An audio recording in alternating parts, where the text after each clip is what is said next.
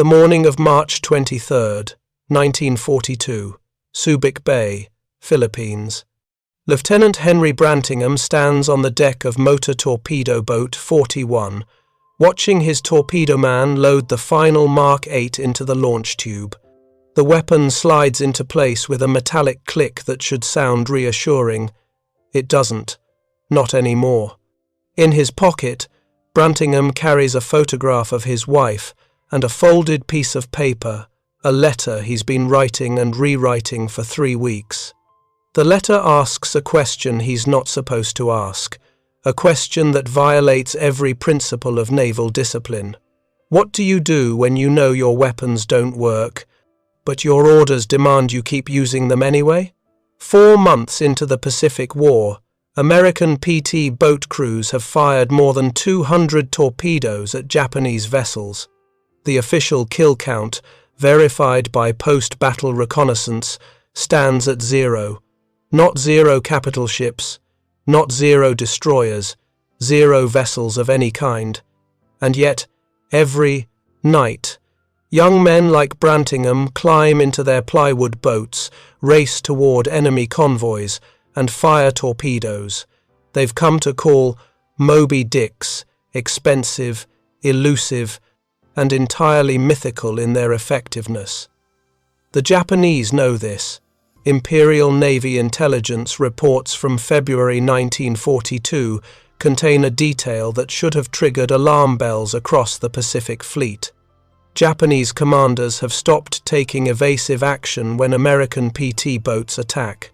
They simply maintain course and speed, watching the torpedoes run harmlessly beneath their hulls or detonate prematurely in their wakes. Some Japanese captains have begun timing how long it takes the American boats to realize their weapons have failed and retreat. This is not a story about cowardice. The men firing these torpedoes are volunteers, many of them Ivy League graduates, who abandoned comfortable futures to fight. This is not a story about incompetence. The tactics are sound, the approaches textbook perfect. This is a story about what happens when a military bureaucracy becomes so invested in its own infallibility that it sends men to die rather than admit it made a mistake. And it is a story about how 700 failed torpedoes became the most damning indictment of American naval preparedness in the entire war. If you're enjoying this deep dive into the story, hit the subscribe button and let us know in the comments from where in the world you are watching from today. To understand how the United States Navy found itself in this position, we must return to 1933, to a small testing facility in Newport, Rhode Island, where a group of engineers believed they had solved one of warfare's oldest problems: how to sink an enemy ship without having to aim directly at it. The magnetic influence exploder, designated the Mark 6, represented a theoretical breakthrough. Unlike contact exploders that required a torpedo to physically strike a ship's hull, the magnetic system would detonate when it detected the change in Earth's magnetic field caused by a steel vessel's mass. The torpedo would run beneath the target, and the explosion would create a bubble that would lift and break the ship's keel, catastrophic damage from a near miss. On paper, the concept was elegant. In controlled testing off Newport, where the water was calm, the magnetic fields predictable, and the test vessels cooperative, it worked beautifully. The Bureau of Ordnance, the Navy department responsible for weapons development, was so confident in the design that they classified it at the highest level of secrecy. Submarine commanders weren't told how it functioned. Torpedomen weren't allowed to examine the mechanism. Even the existence of the magnetic feature was considered classified information. This secrecy would prove catastrophic, but in 1938 it seemed prudent. The Mark 14 torpedo incorporating the Mark 6 magnetic exploder entered production. At $10,000 per unit, equivalent to roughly $220,000 today, It was expensive enough that the Bureau limited live-fire testing. Why waste money shooting expensive torpedoes at target vessels when the theoretical models were so convincing? Between 1938 and December 1941, the United States manufactured approximately 1,500 Mark 14 torpedoes. Fewer than 10 were ever fired at actual targets under combat-like conditions. The rest were distributed across the fleet based on mathematical projections and laboratory data. Submarine commanders received them with full confidence. PT boat squadrons loaded them with pride. Destroyer captains inventoried them with satisfaction. And then, on December 7, 1941, the theoretical war became real. The first indication that something was wrong came not from Pearl Harbor, where the Japanese attack left little time for torpedo warfare, but from the Philippines, where American submarines and PT boats began engaging Japanese invasion convoys in the war's opening weeks. Lieutenant John Bulkley, commanding PT Squadron 3, led the first American torpedo attack of the Pacific War on January 24, 1942, in the Makassar Strait. Bulkley was not a man prone to excuses. A Naval Academy graduate and experienced officer, he had trained his crews relentlessly. His attack plan was textbook: approach at night, close to within 500 yards, fire a full spread, and withdraw at maximum speed. The Japanese convoy consisted of 5 transports and 2 destroyers, slow, vulnerable targets silhouetted against the moon.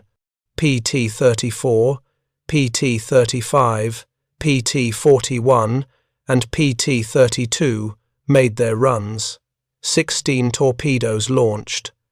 The crews watched the wakes run straight and true toward their targets, and then nothing. No explosions, no damage. The torpedoes simply passed beneath the Japanese hulls or ran past them entirely. The destroyers, rather than evading, began a methodical counterattack, forcing the PT boats to withdraw under fire. Bulkley's after-action report, filed on January 26, 1942, noted torpedo performance unsatisfactory. This was a naval understatement of the highest order. What Bulkley actually told his squadron was considerably more direct. Gentlemen, either we're the worst torpedo boat crews in history, or these fish are duds. The submarine force was discovering the same problem, though their situation was more dangerous. Unlike PT boats, which could retreat at 40 knots, submarines had to remain in enemy waters, often within depth charge range, to observe their torpedo results. Commander John Cromwell, aboard USS Sculpin, fired 4 Mark 14 torpedoes at a Japanese cruiser on January 30, 1942. Range, 800 yards. Angle, perfect 90-degree broadside. Speed calculations, verified by 3 separate officers. All 4 torpedoes ran beneath the target. Cromwell, watching through the periscope, saw them pass under the cruiser's keel without detonating. The cruiser, rather than taking evasive action, simply adjusted course towards Sculpin's last known position and began dropping depth charges. Cromwell barely escaped. His report was more technical than Bulkley's, but equally damning. Torpedoes set for 10-foot depth passed beneath the target estimated draft of 18 feet. Possible depth control malfunction. By February 1942, reports were flooding into Pearl Harbor. USS Sargo, 8 torpedoes fired, 0 hits. USS Skipjack, 10 torpedoes fired, 1 hit that failed to detonate. USS Pollock, 6 torpedoes fired, 2 hits that bounced off without exploding. The pattern was undeniable to anyone willing to look at the data objectively. The Mark 14 torpedo had multiple cascading failures. The problem was that the Bureau of Ordnance in Washington was not willing to look objectively. Captain William Coe, director of the torpedo section, reviewed the initial reports and issued a response that would become infamous in naval history. Submarine commanders are experiencing difficulty due to inadequate training in torpedo fire control. Recommend refresher courses in approach procedures. The implication was clear. The weapons were fine, the men were failing. This verdict infuriated the submarine force, but it had a perverse logic. The Mark 14 had been tested not extensively, but tested. The theoretical models were sound. The engineering was sophisticated. If there were problems, surely they would have emerged during development. The alternative that the Navy had spent millions of dollars on a fundamentally flawed weapon and was now distributing it fleet-wide without proper testing was too catastrophic to consider. And so, the torpedoes kept firing, and kept failing. Lieutenant Commander Lawson Red Ramage, executive officer aboard USS Trout, decided to conduct his own investigation. Ramage was an engineering officer by training, and he had access to something most submarine commanders lacked: detailed technical documentation of the Mark 14's depth control mechanism.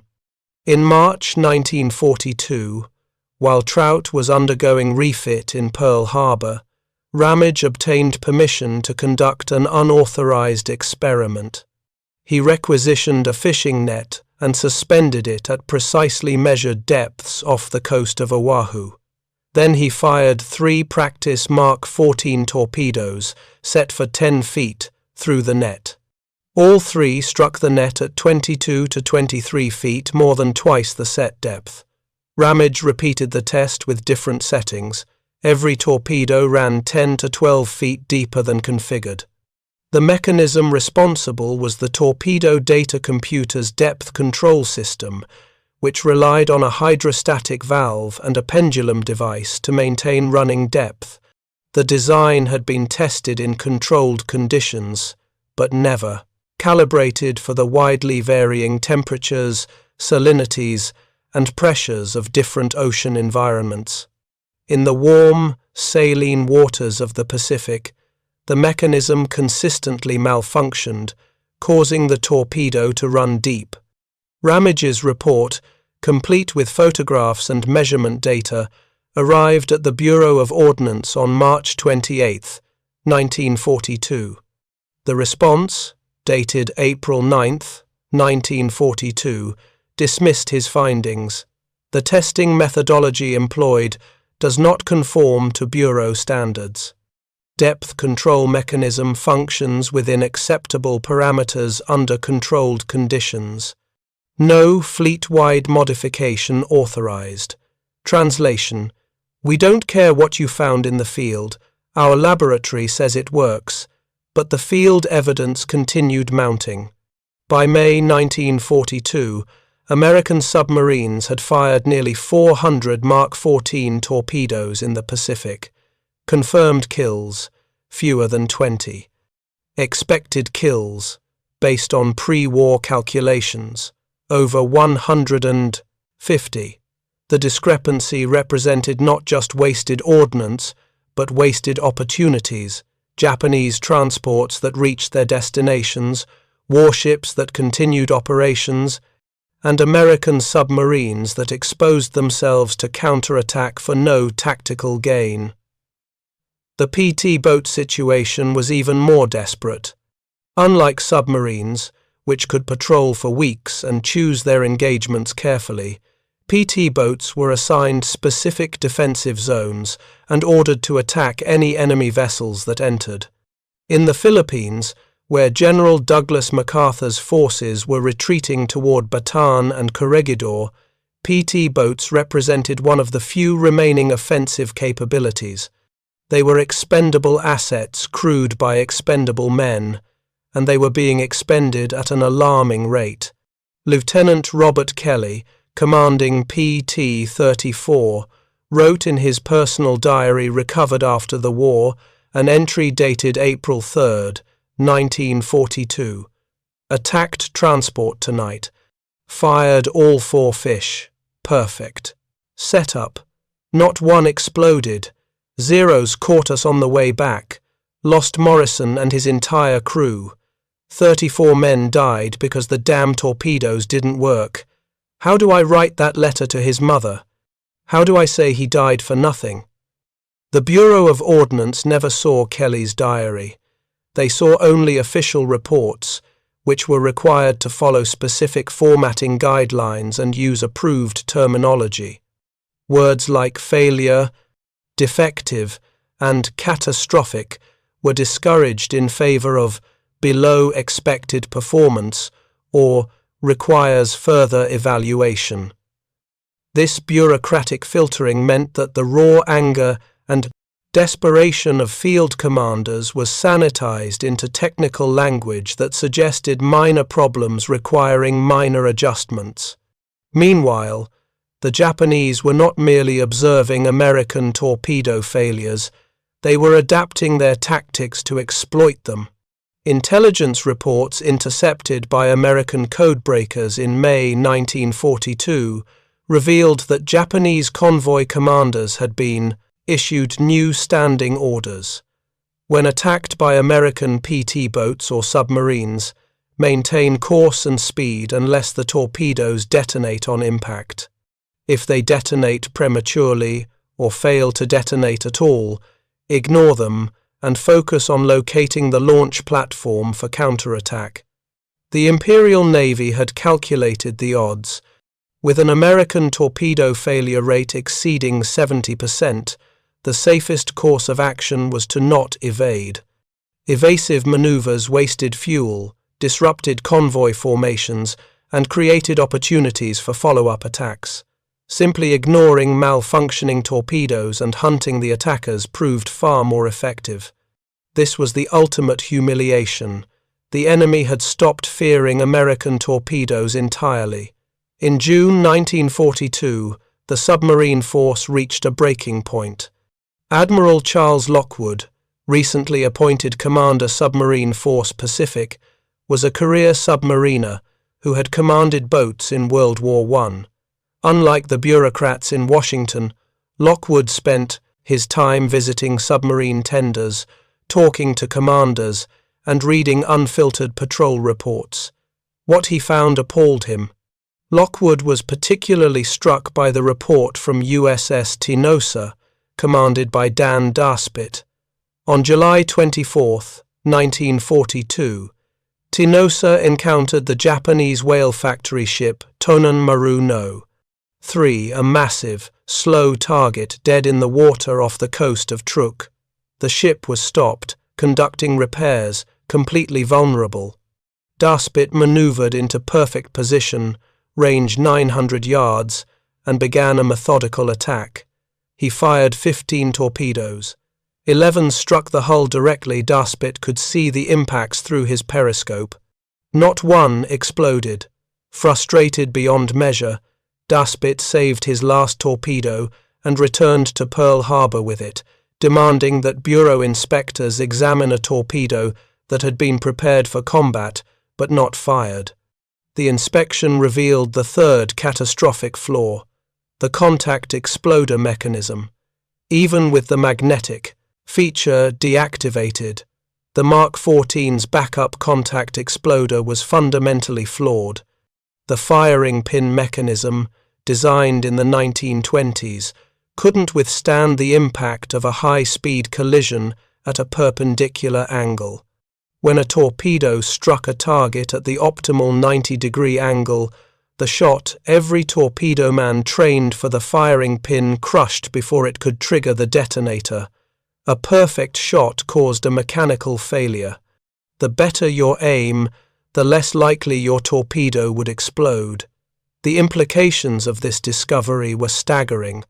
For 8 months, the United States Navy had been sending its most sophisticated weapons platform submarines capable of operating for weeks behind enemy lines into combat with torpedoes that had 3 separate, catastrophic design flaws. The depth control didn't work, The magnetic exploder didn't work, and even when everything else functioned, a direct hit would prevent detonation. Admiral Lockwood assembled his staff in August 1942 and presented them with a question that bordered on mutiny. What if we simply stopped following Bureau of Ordnance guidance and fixed the problems ourselves? The legal implications were severe. Modifying ordnance without authorization violated naval regulations. If a modified torpedo malfunctioned and killed American sailors, the officers responsible would face court-martial. But Lockwood's logic was brutally simple. The torpedoes were already killing American sailors by not working. How much worse could unauthorized modifications be? On September 1st, 1942, Lockwood issued a confidential directive to all submarine commanders in the Pacific. Deactivate the magnetic influence exploder. Use contact mode only. This was direct defiance of Bureau of Ordnance specifications, which mandated magnetic mode for all attacks. Lockwood didn't ask for permission. He simply ordered it done and waited to see if Washington would respond. The Bureau of Ordnance response arrived 3 weeks later, and it was everything Lockwood expected: a formal reprimand, a demand for immediate compliance with approved procedures, and a thinly veiled threat of relief from command. The message concluded with a statement that would become notorious among submarine veterans. The magnetic influence exploder represents years of developmental investment. Field commanders will utilize this technology as designed. Lockwood's response was equally direct.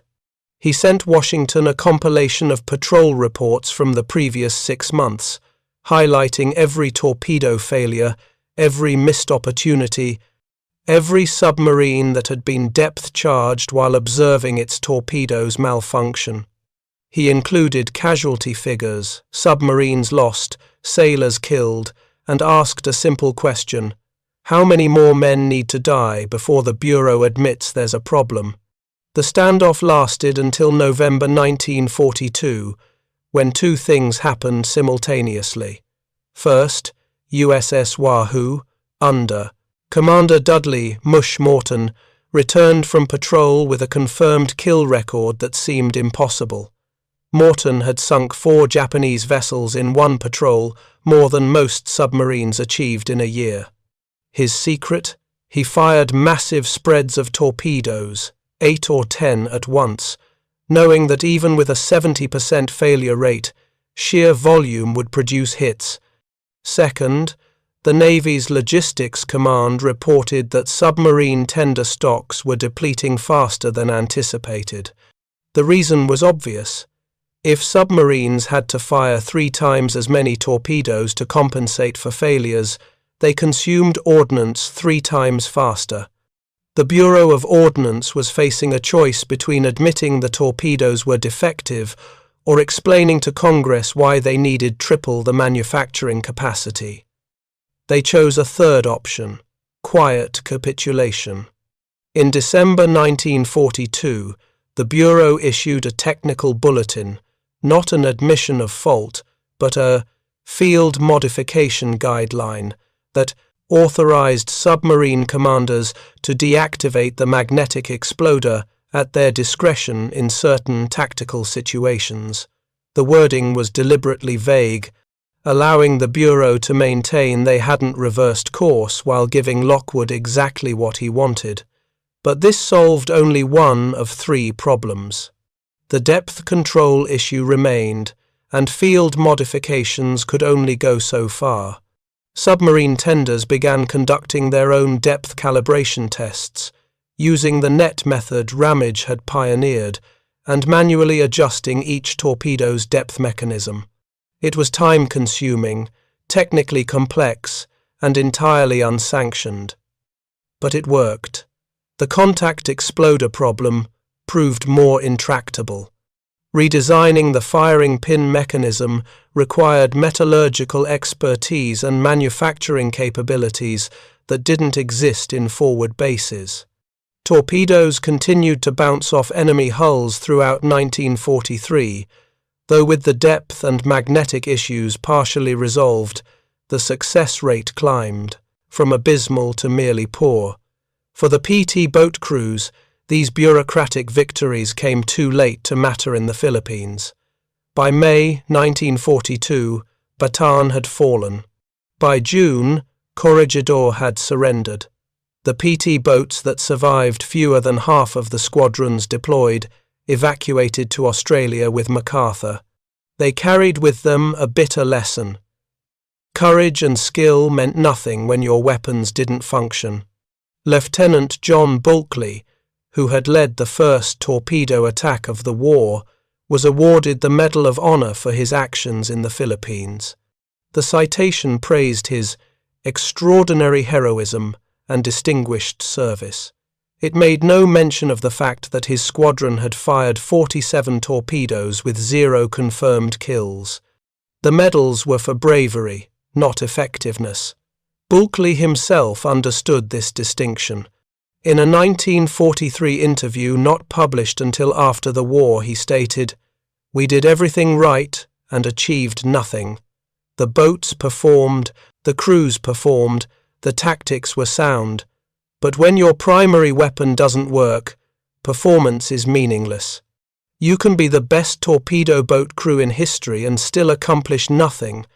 The psychological toll of fighting with defective weapons cannot be overstated."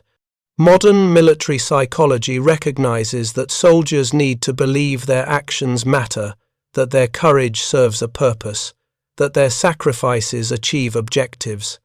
When weapons consistently fail, that belief erodes. Patrol reports from mid-1942 contain an undercurrent of despair that regulations couldn't suppress. Commander Sam Dealey, aboard USS Harder, wrote in his patrol log on August 15, 1942, "Fired 6 fish at transport, 4 hits, 0 detonations. Crew morale deteriorating, men openly questioning whether headquarters knows or cares that weapons are defective.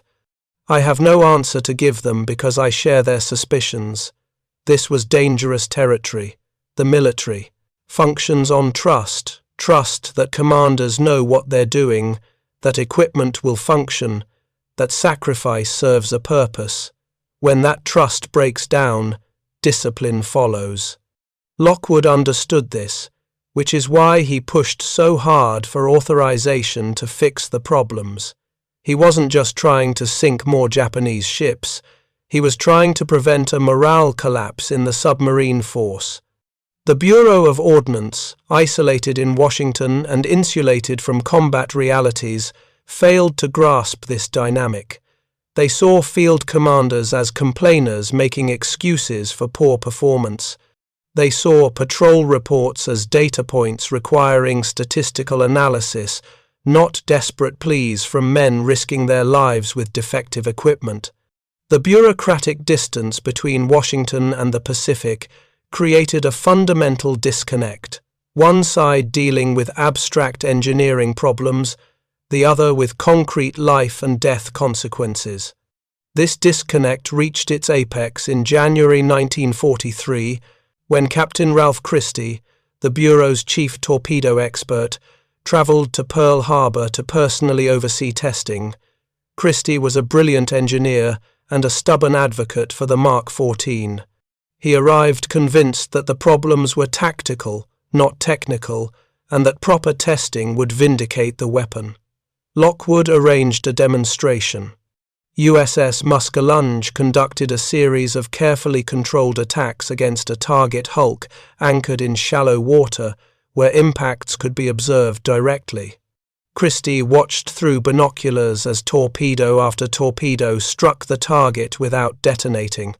When one finally did explode, it was a glancing blow at a 20-degree angle, the worst possible shot according to doctrine, but the only angle at which the firing pin didn't crush on impact. Christie, to his credit, immediately understood the implications. The Mark 14's contact exploder was fundamentally backward. It rewarded poor shots and punished perfect ones. He returned to Washington and authorized an immediate redesign of the firing pin mechanism. By September 1943, new exploders began reaching the fleet. 21 months into the war, American torpedoes finally began working as intended. The transformation was immediate and dramatic. In October 1943, American submarines sank 42 Japanese vessels, more than they had sunk in the entire previous year.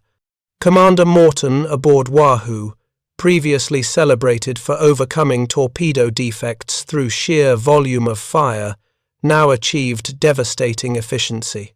His November 1943 patrol sank 6 ships with 14 torpedoes, a success rate that would have been impossible with the earlier Mark 14 models. The PT boats, operating in the Solomon Islands campaign, experienced a similar renaissance. Squadron 10, commanded by Lieutenant Commander Robert Bulmer, sank 3 Japanese destroyers in 2 weeks during December 1943. Their tactics hadn't changed, their weapons finally worked. Crews who had grown cynical about torpedo attacks regained confidence. The weapon that had been a liability became an asset. But for every success story in late 1943, there were ghosts from earlier failures. USS Sculpin, which had fired the war's first documented deep-running torpedoes, was lost with all hands in November 1943. USS Wahoo, despite Morton's skill, was sunk in October 1943 during a patrol where torpedo malfunctions forced multiple attack runs, extending exposure to Japanese countermeasures. 17 submarines and over 90 PT boats were lost in 1942 and 43, not all due to torpedo problems, but many while conducting attacks that should have succeeded and didn't. The human cost of the Mark 14 scandal extends beyond casualties to encompass opportunities lost. Every Japanese transport that reached port delivered supplies that sustained enemy forces. Every warship that survived continued operations against Allied vessels.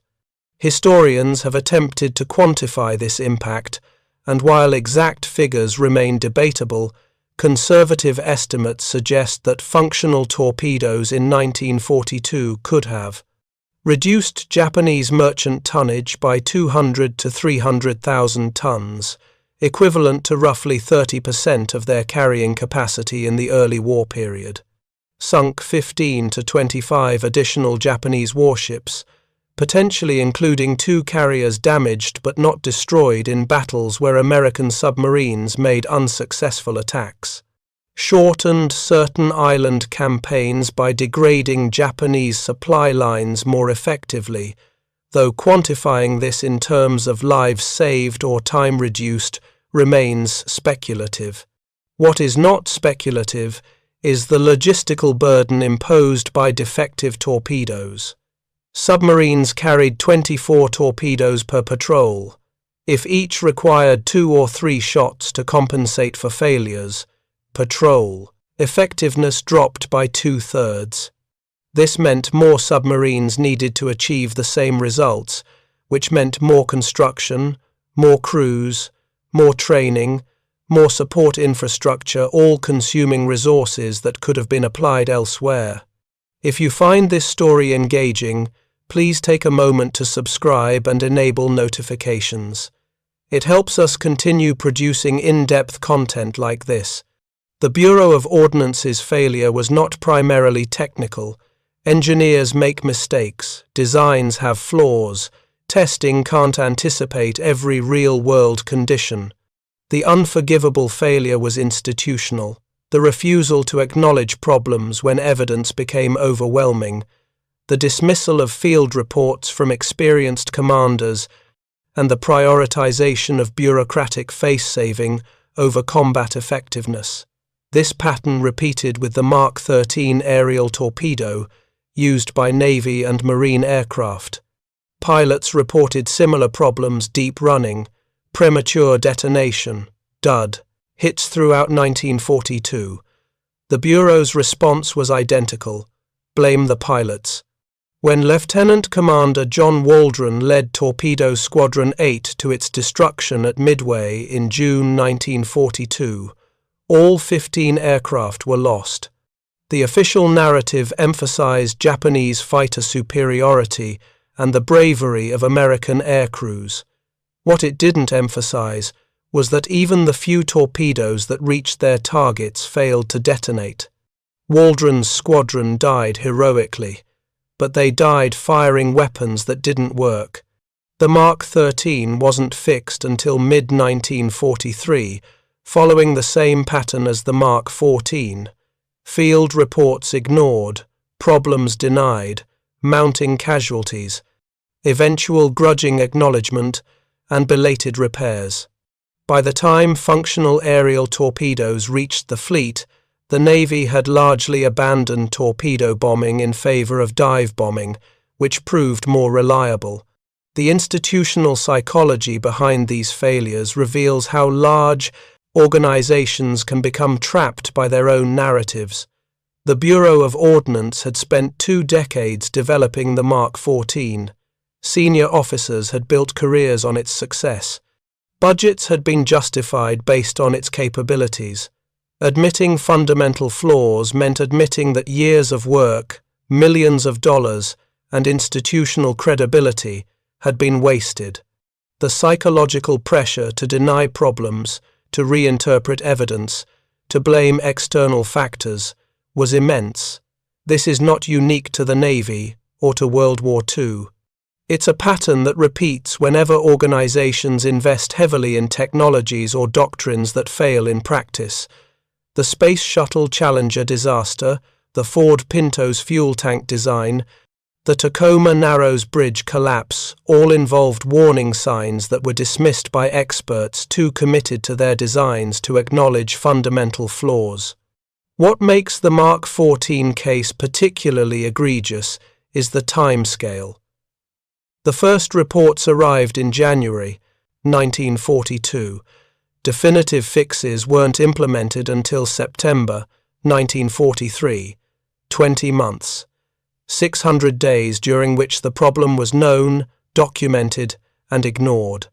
600 days during which men died firing weapons that bounced off enemy ships or ran beneath them without detonating. The Japanese response to American torpedo improvement in late 1943 provides a final irony. Intelligence reports from November 1943 show Japanese convoy commanders suddenly reinstating aggressive, evasive maneuvers when attacked. After nearly 2 years of treating American torpedoes as minor nuisances, they recognized that something had changed. American submarines were suddenly dangerous again, but the war had moved on. By late 1943, Japanese merchant shipping was already stretched to the breaking point. The islands that would become the major battlegrounds, Saipan, Iwo Jima, Okinawa, were being reinforced at maximum capacity. Earlier interdiction, when Japanese logistics were more flexible, might have prevented those reinforcements. Instead, American submarines spent 1942 and early 1943 firing torpedoes that didn't work, while Japanese convoys operated with relative impunity. The final accounting is impossible to calculate precisely. How many battles would have gone differently if Japanese reinforcements had been sunk en route? How many American lives would have been saved if island garrisons had been starved of supplies?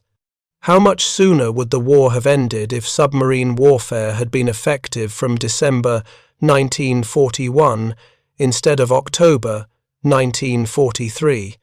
These questions have no definitive answers, only estimates and counterfactuals. What is certain is that the Mark 14 torpedo scandal represents one of the most consequential technical failures in American military history, not because the weapon was flawed, but because the institution refused to admit the flaw existed until the evidence became impossible to ignore. By 1944, the Pacific Submarine Campaign had become the most effective anti-shipping operation in naval history. American submarines sank over 600 Japanese vessels that year alone. Tankers, transports, and warships disappeared beneath the waves with mechanical regularity. The transformation was so complete that Japanese military planners began routing convoys based not on tactical advantage, but on which routes submarine concentrations made least dangerous. There were no safe routes, only degrees of risk. This success makes the earlier failures more painful, not less. Lieutenant Commander Richard O'Kane, commanding USS Tang, became the most successful submarine skipper of the war, with 31 confirmed kills.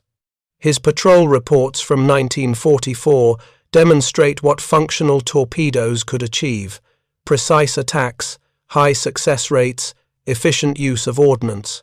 But O'Kane had been executive officer aboard USS Wahoo during 1942, when Commander Morton fired spread after spread at Japanese vessels with minimal results.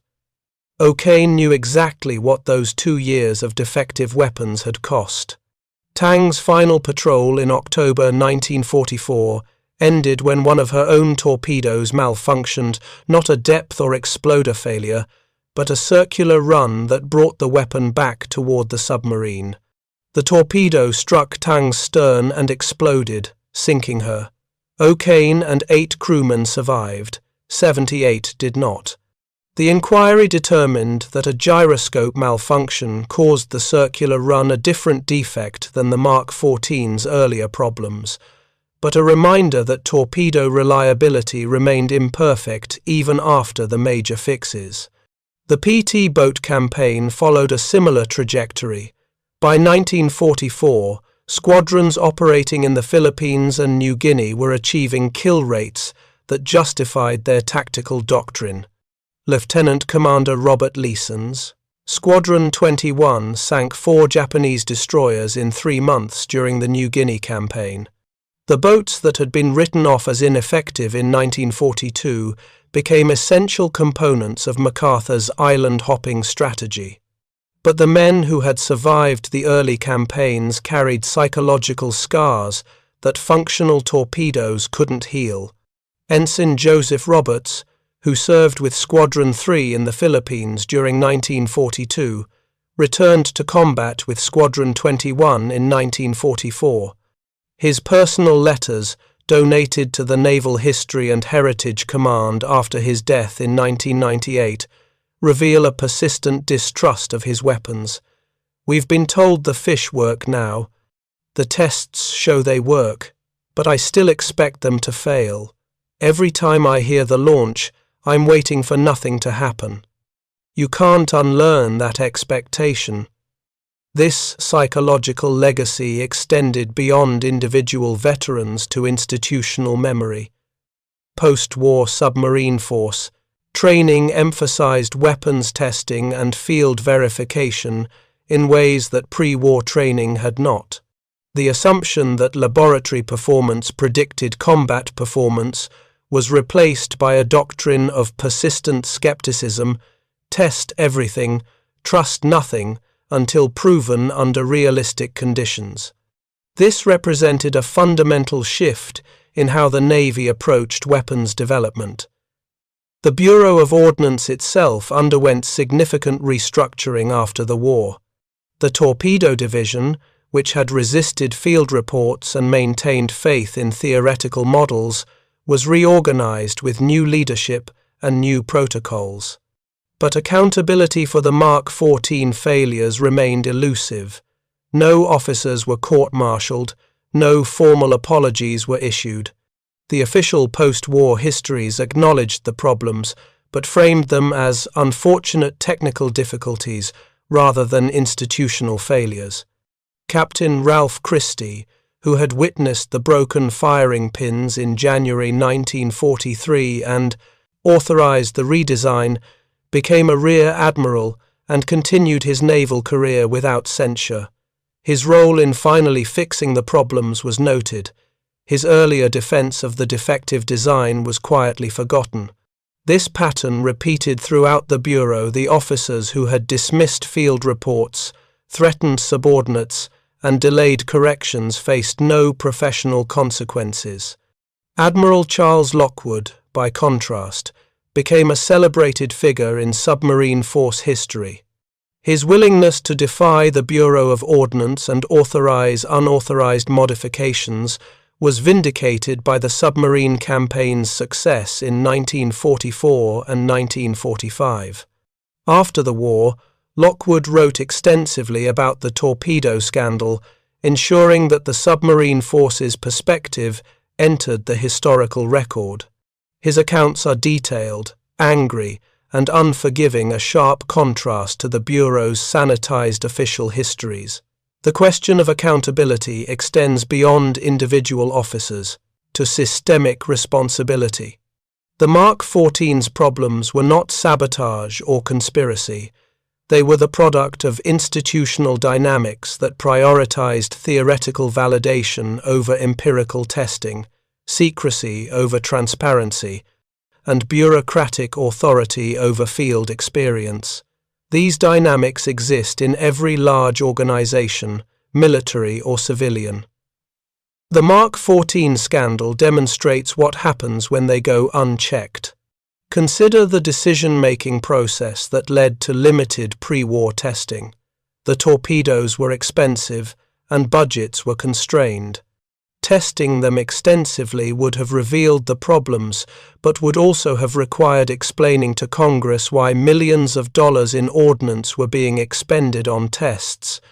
The Bureau chose to conserve resources and rely on engineering models. This was not irrational given peacetime budget constraints. It was catastrophic once war began. Similarly, the secrecy surrounding the magnetic exploder was justified by genuine security concerns. If the Japanese learned about the magnetic influence capability, they could develop countermeasures degaussing their hulls or modifying their magnetic signatures. But that secrecy also prevented the submarine force from understanding how the weapon worked, which made field troubleshooting impossible. Commanders couldn't diagnose problems they didn't know existed. Security and effectiveness came into direct conflict, and security won. The resistance to field reports reflected another understandable but damaging dynamic. The Bureau received thousands of reports during the war, many contradictory, many from inexperienced commanders, many colored by the chaos of combat. Sorting legitimate technical problems from tactical errors, bad luck, or simple human unreliability required judgment. The Bureau's judgment was wrong, but the task itself was genuinely difficult. They dismissed real problems because they looked superficially similar to imagined ones. None of these explanations excuse the Bureau's failures. They explain how intelligent, dedicated officers could make catastrophically wrong decisions and persist in them despite mounting evidence. The lesson is not that individuals were incompetent, but that institutional structures can channel competent people toward incompetent outcomes. The Bureau of Ordnance was staffed by engineers who had succeeded in peacetime development. They failed in wartime adaptation because the skills and incentives were different. The broader strategic impact of the Mark 14 scandal remains debated among military historians. The most aggressive interpretation suggests that functional torpedoes from December 1941 could have shortened the Pacific War by 6 to 12 months, by more effectively interdicting Japanese supply lines during the critical early period. The most conservative interpretation argues that Japanese strategic overextension would have led to the same outcome regardless of torpedo performance, just with different tactical details. The truth likely lies between these extremes. Functional torpedoes wouldn't have changed the fundamental strategic balance. American industrial capacity still dwarfed Japan's. The island-hopping campaign would still have advanced, and Japanese decision-making would still have been flawed. But effective submarine warfare in 1942 would have accelerated Japanese logistical collapse, potentially shortening certain campaigns and reducing casualties in others. What is not debatable is the human cost measured in individual lives. USS Grenadier sunk in April 1943 after a torpedo attack failed and Japanese aircraft caught her on the surface. USS Runner lost in June 1943 under circumstances suggesting a prolonged attack that functional torpedoes might have completed more quickly. PT-44 sunk in January 1943 after revealing her position with torpedoes that failed to detonate. Each loss represented not just crew deaths but families destroyed, futures erased, and potential unfulfilled. The memorial at the Submarine Force Library and Museum in Groton, Connecticut, lists 52 submarines lost during World War II, 3,700 men who never returned. Not all died because of torpedo failures, but some did. The exact number will never be known because combat is chaotic and causation is complex. A submarine lost during a prolonged attack might have survived if earlier torpedoes had worked, or it might have been sunk by factors unrelated to weapons performance. The uncertainty doesn't erase responsibility. It makes the loss harder to bear because we cannot even properly account for the cost. The PT Boat Memorial in Washington, D.C. lists 99 boats lost and 500 crewmen killed. Again, not all attributable to torpedo failures, but some clearly were. Lieutenant Robert Kelly's diary entry about losing Morrison's crew after a failed torpedo attack represents one documented case. How many others went unrecorded? Beyond deaths, there were careers damaged and lives diminished. Commander Sam Dealey, whose patrol log revealed deteriorating morale in August 1942, was lost with USS Harder in August 1944. He had survived the period of defective torpedoes, achieved success with functional ones, and died in combat after the problems were fixed. But his earlier reports about crew morale suggest psychological costs that outlasted the technical failures. Men who learned to expect their weapons to fail carried that expectation even when it was no longer warranted. The post-war treatment of torpedo scandal participants reveals another dimension of institutional failure. The submarine commanders who had documented the problems and demanded fixes, Lockwood, Ramage, Dealey, Morton, Cromwell, received recognition and decorations. But the recognition was for combat success, not for the earlier struggle to fix defective weapons. The narrative became, brave submariners overcame early difficulties and went on to win the campaign. The narrative should have been, brave submariners identified critical weapon failures that negligent bureaucrats refused to address, and men died because of that refusal. This sanitized narrative served institutional interests. The Navy needed public confidence in its weapons development process. Emphasizing that the Mark 14 had been fundamentally broken for 20 months would have raised uncomfortable questions about oversight, testing, and accountability. Easier to frame it as early war difficulties that were addressed through improved procedures. The passive voice obscures responsibility. No one is explicitly blamed, so no one faces consequences. The same pattern appeared in the Mark 13 aerial torpedoes history. Torpedo Squadron 8's destruction at Midway became a story about heroic sacrifice, not defective weapons. The pilot's bravery was real, but emphasizing courage while minimizing equipment failure creates a dangerous precedent. It suggests that individual sacrifice can compensate for institutional negligence, that if men are brave enough, it doesn't matter whether their weapons work. This is false.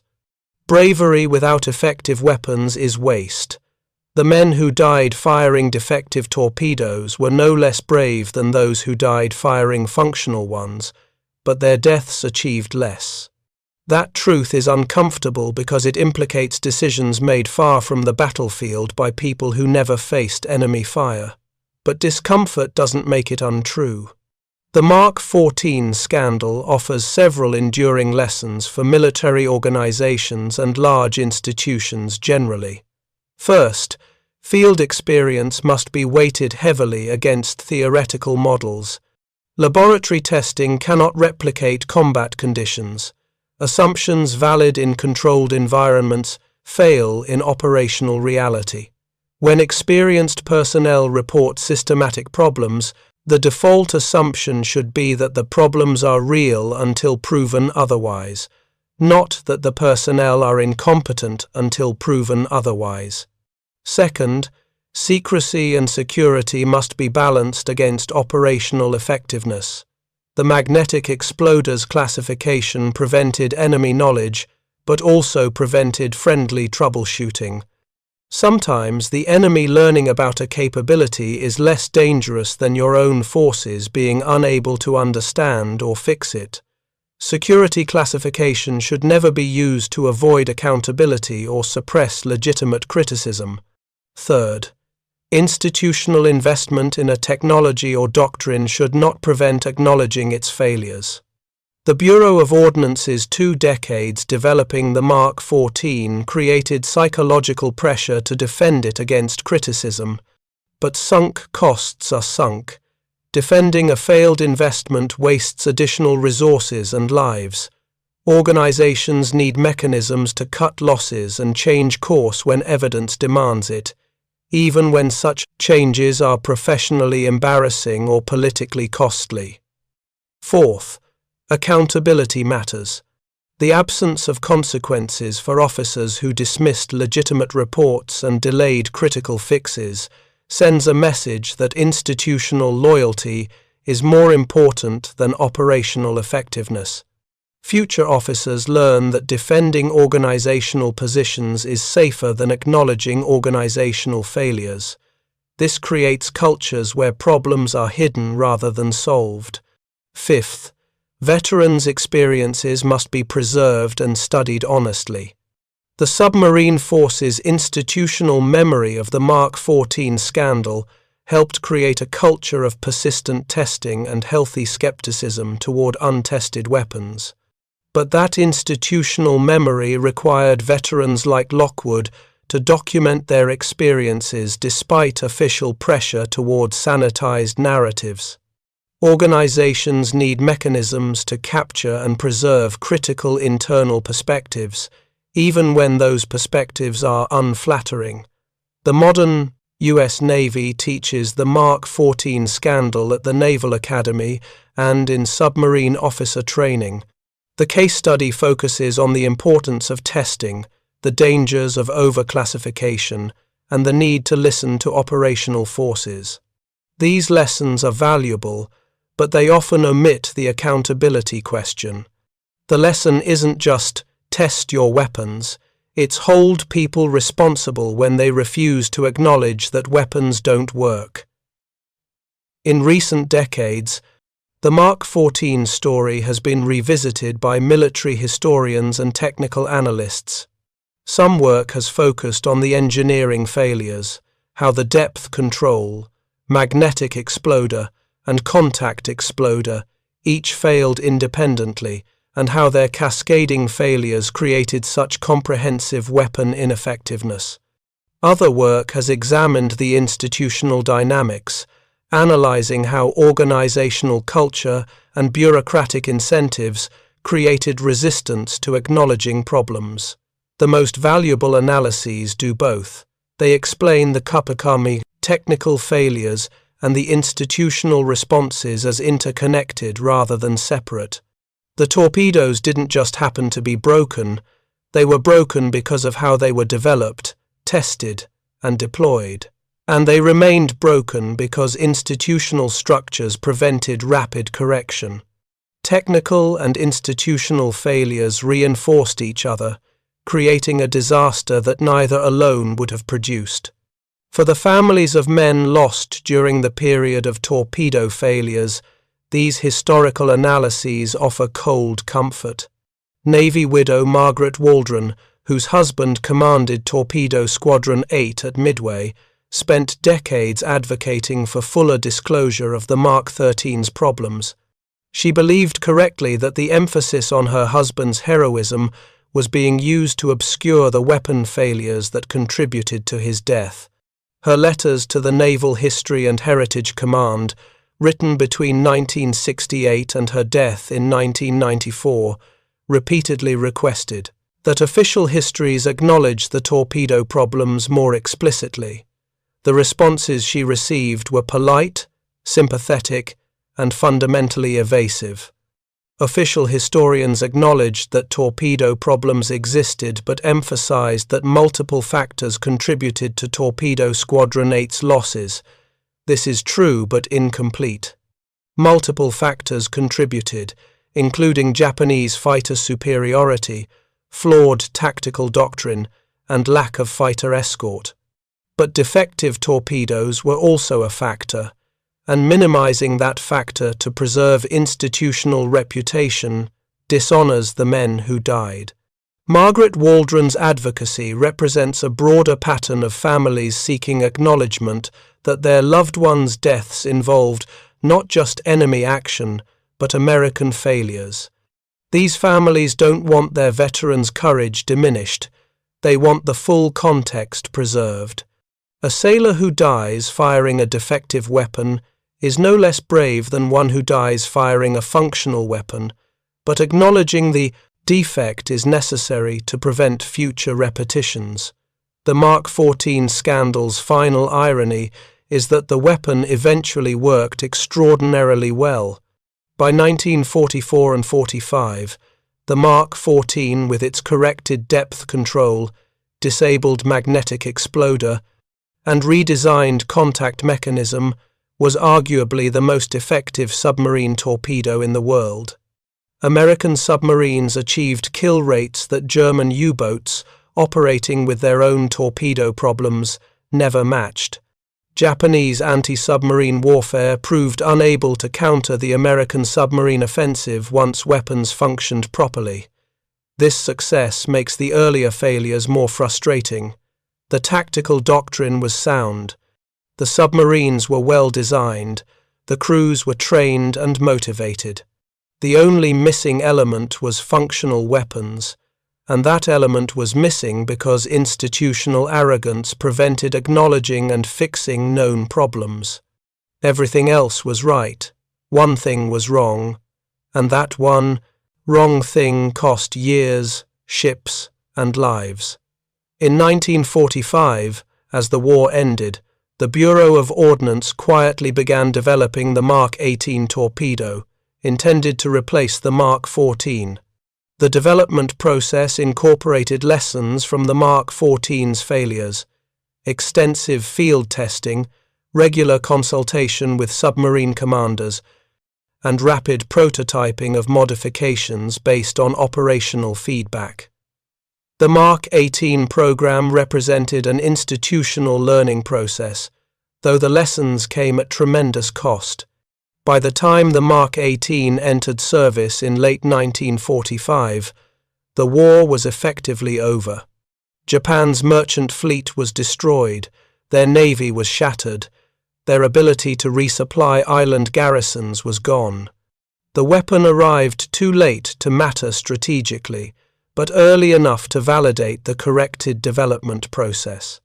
Post-war torpedo development continued with the Mark 18's philosophy: test extensively, listen to operators, fix problems immediately. The submarine veterans who had fought with defective Mark 14s in 1942 viewed these developments with mixed emotions. vindication that their reports had been accurate and their criticisms justified, anger that corrections took so long, grief for the men who died before fixes were implemented, and a grim satisfaction that future submariners wouldn't face the same betrayal by their own weapons. Thank you for reading. For more detailed historical breakdowns, check out the other videos on your screen now, and don't forget to subscribe. The 700 torpedoes that Imperial admirals laughed at represent more than a technical failure. They represent an institutional failure to acknowledge reality when reality contradicts expectations. They represent the cost of bureaucratic pride, measured in ships not sunk, objectives not achieved, and lives not saved. And they represent a lesson that every generation must relearn, that courage and skill mean nothing without effective tools, and that providing effective tools is a moral obligation, not a technical preference. The laughter of Japanese admirals in early 1942 was earned. American torpedoes were a joke, and the enemy knew it. But by 1944, the laughter had stopped. Japanese convoy commanders dreaded American submarines with good reason. The weapons finally worked, and the consequences were devastating. The transformation from joke to nightmare took 20 months and cost thousands of lives that effective weapons from the beginning could have saved. History remembers World War II's Pacific submarine campaign as one of naval warfare's great successes. 6% of American Navy personnel accounted for 55% of Japanese shipping losses, an extraordinary achievement. But that success was delayed, diminished, and purchased at unnecessary cost by weapons that didn't work and a bureaucracy that refused to admit it. The men who fired those 700 failed torpedoes deserved better. They deserved weapons that functioned. They deserved leaders who listened. They deserved an institution that valued their lives more than its pride. Some survived to see the weapons fixed and the campaign succeed. Many did not. All paid the price for failures that were predictable, preventable, and inexcusable. That is the true cost of the Mark 14 torpedo scandal. Not just ships that weren't sunk or battles that were prolonged, but the betrayal of trust between warriors and the institution they served. That betrayal, once experienced, can never be fully repaired. It becomes part of institutional memory, a permanent reminder that courage means nothing without competence, that bravery cannot compensate for betrayal, and that the laughter of enemies is sometimes earned by the failures of friends. The memorial walls list names, not explanations, but behind every name is a story, and behind some of those stories are torpedoes that ran too deep, or detonated too early, or struck true and failed to explode. Those men deserved the truth told plainly. They were brave, they were skilled, and their weapons failed them. All three statements are necessary. The last explains why the first two weren't enough.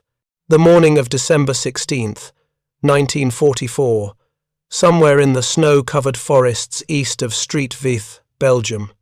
Oberfeldwebel Klaus Hartmann sits in the commander's cupola of his Panther OSF G, scanning the tree line through Zeiss optics that can resolve a man's face at 1,500 meters.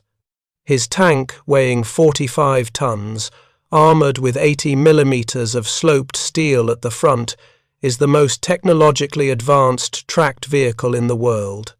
Its 75mm cable UK 42 litres, 70 gun can punch through any Allied tank at ranges that make return fire impossible. Hartmann knows this. His crew knows this. Every man in the 5th Panzer Army knows this. What Hartmann doesn't know, what he cannot yet comprehend, is that within the next 72 hours, American guns he's never heard of will be killing Panthers from distances he was taught were fantasies. The doctrine that promised invincibility, that German engineering superiority would dominate the battlefield, is about to collide with a reality no one in the Wehrmacht anticipated. This is not a story about tanks, it's a story about the difference between what men believe and what actually kills them. If you're enjoying this deep dive into the story, hit the subscribe button and let us know in the comments from where in the world you are watching from today. To understand how German tank commanders could be so catastrophically wrong about American capabilities, you need to understand the world they inhabited in late 1944. Not the world as it actually was, but the world as German military intelligence, doctrine, and propaganda had constructed it. Because the shock that Panther crews experienced in the Ardennes wasn't just tactical surprise, it was the shattering of an entire framework of belief. By December of 1944, Germany had been at war for 5 years and 3 months. The initial triumphs, Poland in weeks, France in 6 weeks, the vast sweeps across the Soviet steppe, had created a mythology of German military superiority that persisted even as the strategic situation deteriorated. Central to this mythology was the Panzer arm, and at the pinnacle of that arm stood the Panther. The Panther was born from trauma. In the summer of 1943, German armour had met the Soviet T-34 inches, numbers that shocked the Wehrmacht. At the Battle of Kursk, Germany committed over 2,700 tanks and assault guns to Operation Citadel. They faced Soviet armour that was simpler, cruder, but present in overwhelming numbers and mounting guns that could kill German tanks at ranges German doctrine hadn't prepared for. Kursk ended in strategic defeat. The German response was the Panther OSF. D entered production in January 1943. By the time of the OSF, the G variant appeared in March 1944. German engineers had refined the design into what many historians still consider the most balanced medium tank of the war. The statistics tell part of the story. The Quebeloke 42 litres, 70 gun a barrel, 70 caliber lengths long, generated a muzzle velocity of 925 meters per second, with standard Panzer Granate 39/42 armor-piercing ammunition.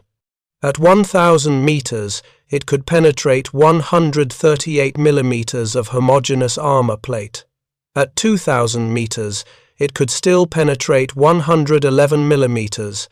Compare that to the American 75 millimeter M3 gun mounted in the Sherman.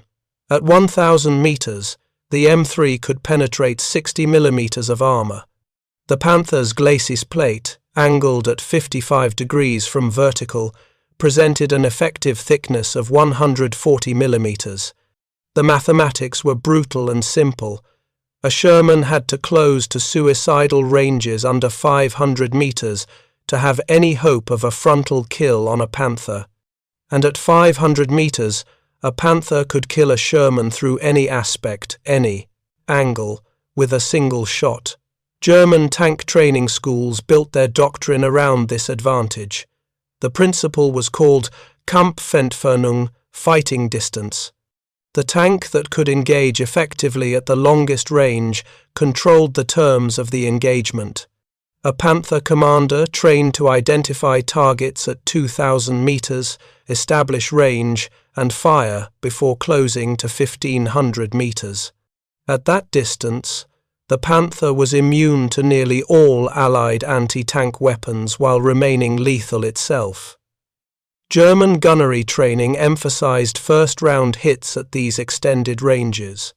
Panther crews practiced range estimation until they could call distances to within 50 meters at a glance.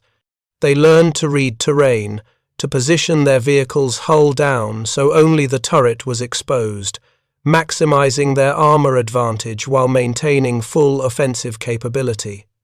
This wasn't just technical training, it was psychological conditioning. Every training exercise, every tactical problem, Every after-action review reinforced the same message: German armor was superior, not marginally better, categorically superior. A single Panther, properly employed, could engage and destroy multiple Allied tanks before they could effectively return fire. The doctrine was validated by experience. In Normandy, despite Allied air superiority and crippling German logistics, individual Panther units achieved kill ratios that seemed to justify the confidence. On June 13, 1944, near Villers-Bocage, a single Tiger I commanded by SS Obersturmführer Michael Wittmann destroyed approximately 14 tanks and 15 personnel carriers in 15 minutes.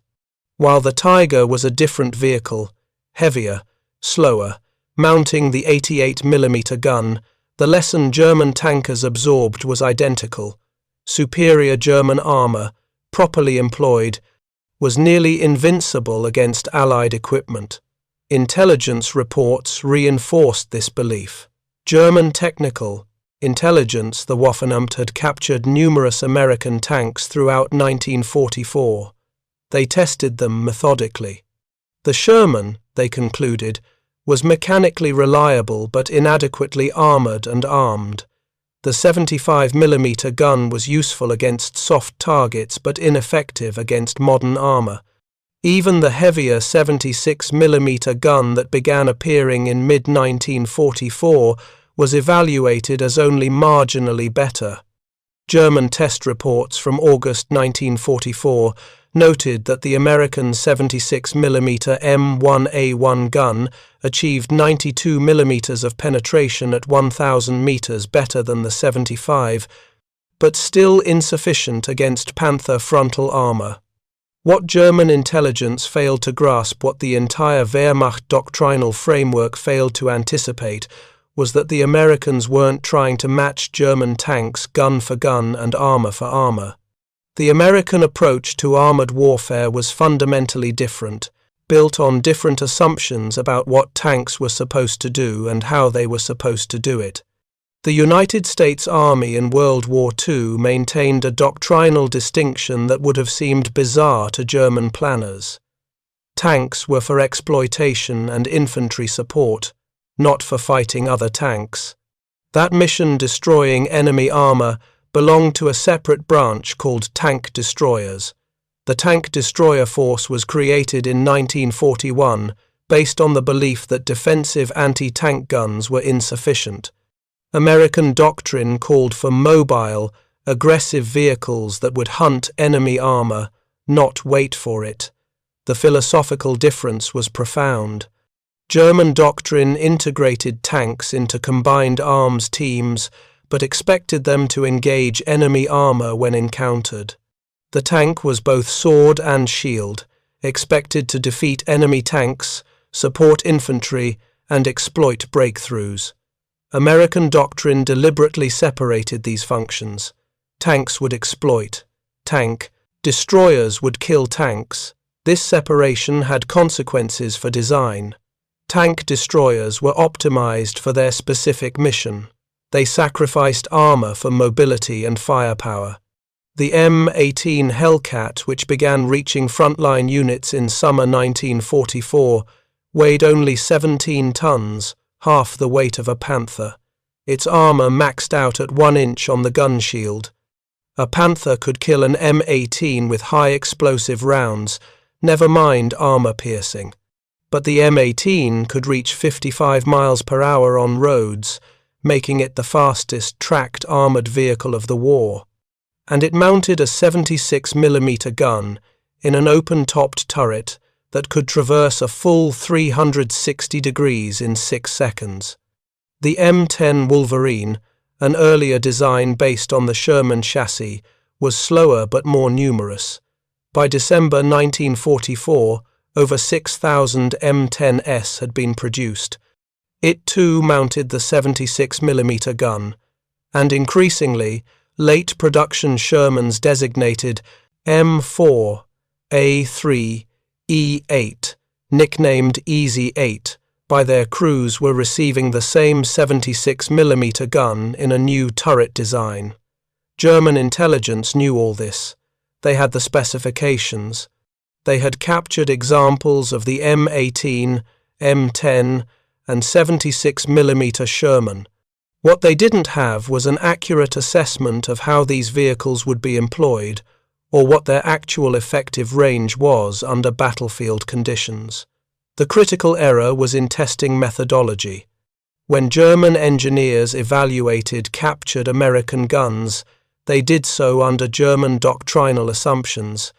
They tested penetration at ranges that German doctrine considered standard combat distances: 800 meters, 1,000 meters, 1,500 meters. They evaluated accuracy at these ranges.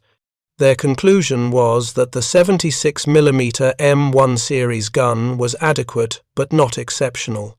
Penetration at 1,000 meters was 92mm insufficient for frontal engagement of a Panther. Effective range was estimated at roughly 1,500 to 1,800 meters, beyond which accuracy degraded unacceptably. These assessments were wrong, not because the data was falsified, but because the questions being asked were the wrong questions. The 76mm gun the Americans fielded in late 1944 was firing new ammunition that German intelligence either didn't have or didn't properly evaluate. The M93 high-velocity armor-piercing round HVAP in American terminology used a tungsten carbide core in a light aluminum alloy body. The sabots fell away after leaving the barrel, and the dense tungsten penetrator continued downrange at velocities approaching 3,000 feet per second. More importantly, the round maintained velocity and accuracy at ranges German testing hadn't seriously considered. American ordnance tests conducted at Aberdeen Proving Ground and not available to German intelligence showed that the 76mm M1A two-gun firing M93 HVAP could achieve consistent accuracy out to 2,500 yards, not just hitting the target, but hitting specific aiming points on the target. At 2,000 yards, the M93 could penetrate 88mm of homogeneous armor plate at 30 degrees obliquity. That wasn't enough for a Panther's glacis, true, but a Panther's side armor was only 40mm thick. The rear engine deck armor was even thinner. The mathematics that German doctrine relied on superior frontal armor plus superior gun range equals battlefield dominance only worked if engagements happened at the ranges and angles German doctrine assumed. American tank destroyer doctrine was built on different mathematics entirely. Tank Destroyer School at Camp Hood, Texas, trained crews in tactics that German tankers would have considered wasteful if not cowardly. Tank destroyers didn't seek direct engagement. They ambushed. They used terrain to conceal their positions. They positioned themselves to engage enemy armor from the flank or rear, and critically, they trained to engage at the maximum possible range, not the minimum necessary range. An M18 Hellcat crew in December 1944 had typically completed 12 weeks of training beyond basic armor training. They spent hours on range estimation, learning to judge distances by terrain features, by the size of the target in their optics, by the time it took for a target to move from one reference point to another. They practiced with their specific gun until they knew its ballistics intimately, how much to lead a moving target at 1,800 yards, how much drop to compensate for at 2,200 yards, how wind affected the round at extreme range. They also trained with better optics than German intelligence realized the Americans possessed. The M71D telescope sight that equipped late-model 76mm guns provided 5-power magnification and a field of view that made target acquisition at 2,500 yards feasible under good conditions. The sight reticle included range estimation stadia that allowed gunners to estimate range based on target size. German optics were excellent. The Zeiss sights in Panthers were arguably better, but German crews hadn't trained to use them at the ranges American crews were now routinely engaging at. All of this was invisible to German intelligence because it wasn't about hardware. It was about doctrine, training, and tactical application. You couldn't capture doctrine by examining a knocked-out M18. You couldn't quantify training by testing a 76mm gun on a firing range. And because German doctrine didn't emphasize ultra-long-range tank gunnery, why would it, when the Panther could kill anything at closer ranges where it was invulnerable? German analysts evaluated American capabilities through a framework that made American advantages invisible. There was one more factor, perhaps the most important, that German intelligence failed to properly weigh: industrial capacity. By December 1944, American industrial production had reached levels that seemed almost incomprehensible. The United States produced more tanks in 1944 than Germany had produced in the entire war to that point. Specific numbers tell the story. Germany produced approximately 6,000 Panthers total from 1943 through the end of the war. The United States produced 49,234 Sherman tanks of all variants. They produced 2,507 M18 Hellcats. They produced 6,541 M10 and M10A1 Wolverines. This wasn't just quantity. American logistics meant that these vehicles reached frontline units with spare parts, ammunition, and trained crews. A destroyed Sherman would be replaced within days, often hours. Ammunition consumption that would have been unthinkable in the Wehrmacht American tank. Destroyers and Shermans often fired ranging shots. Walking rounds onto target was routine because the logistics system could sustain it. Every M18 in Europe was supplied with at least some M93 HVAP ammunition by December 1944. Some units had substantial stocks. The German perspective simply couldn't accommodate this reality. The Panther was superior to the Sherman in direct combat, this was true. But superiority, measured in testing conditions or small unit actions, becomes meaningless when the inferior vehicle is present in 5-to-1 numerical advantage, crewed by men trained to negate the superior vehicle's strengths, and supported by logistics that allow tactical profligacy that German units couldn't imagine.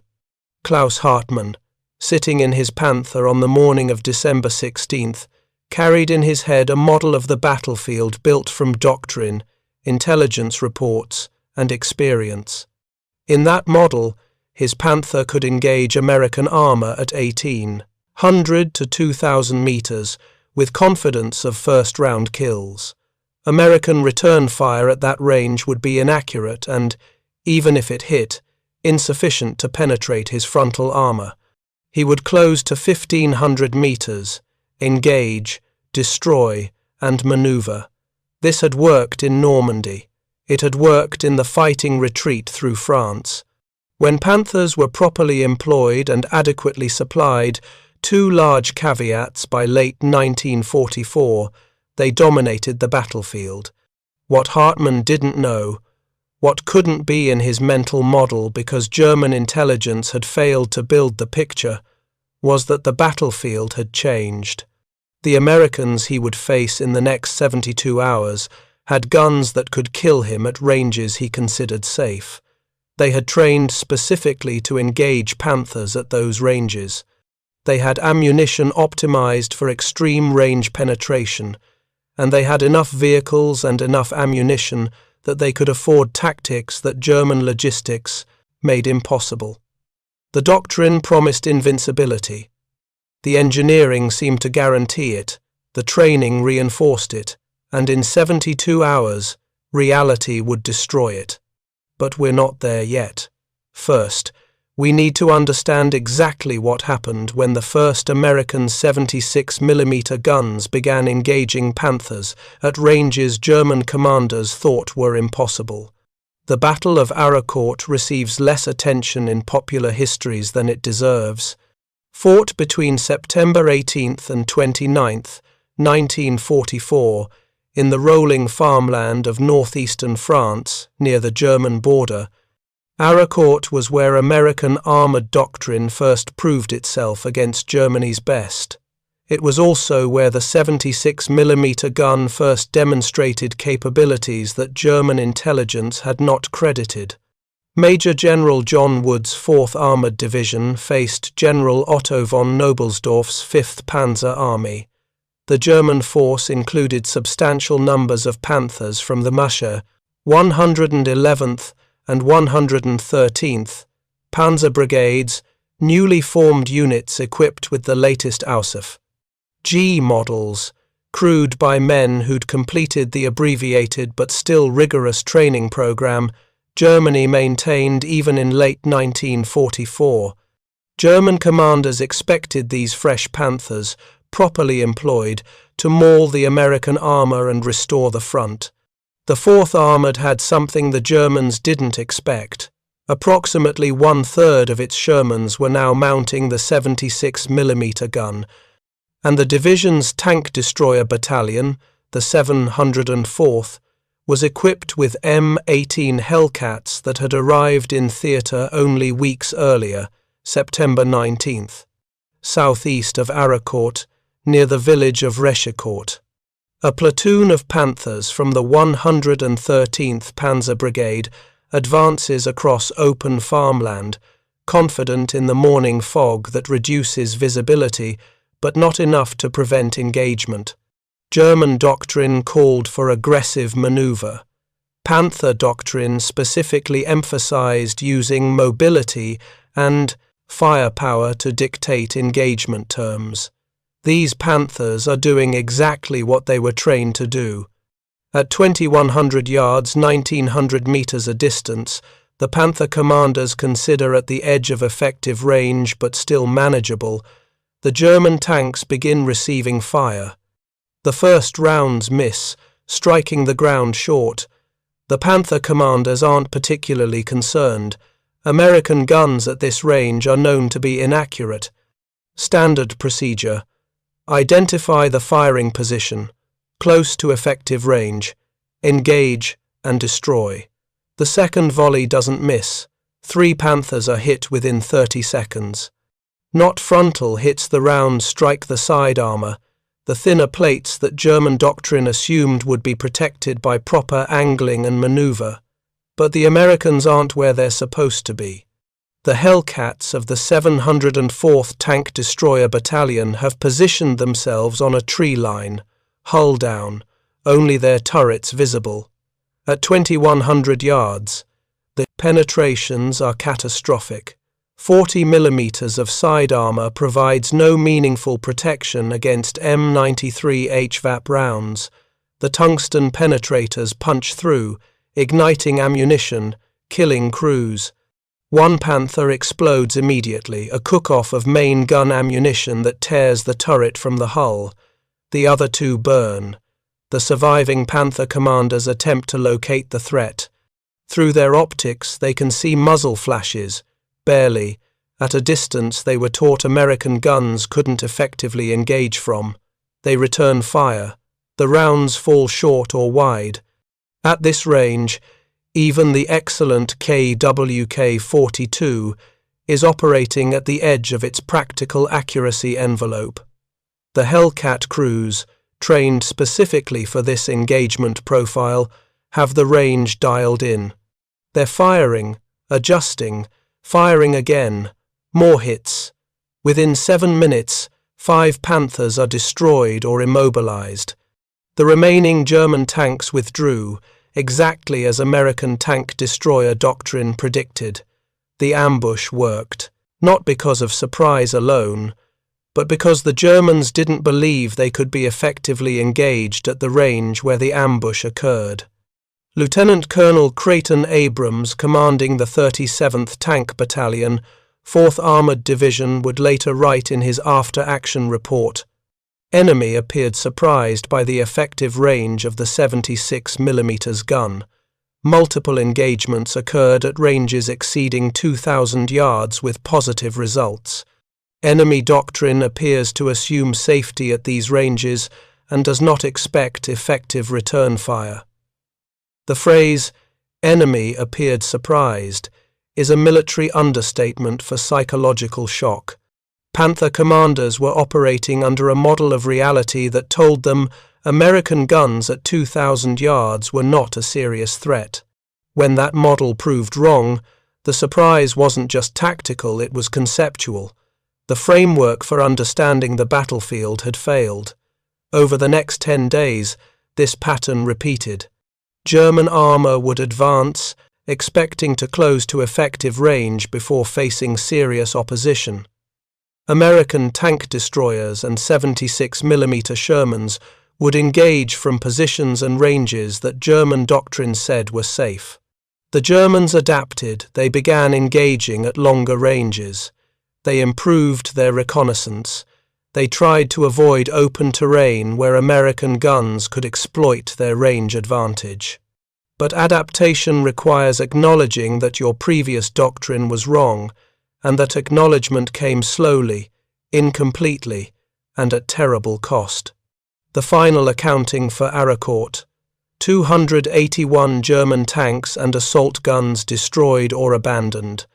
American losses: 48 Shermans, 7 tank destroyers. The kill ratio, approximately 6-1 in favor of the Americans, would have been impossible if German technical superiority meant what German doctrine said it meant. German after-action reports from Aracourt make for grim reading. They acknowledge the defeats but struggle to explain them. Some reports blame inadequate reconnaissance.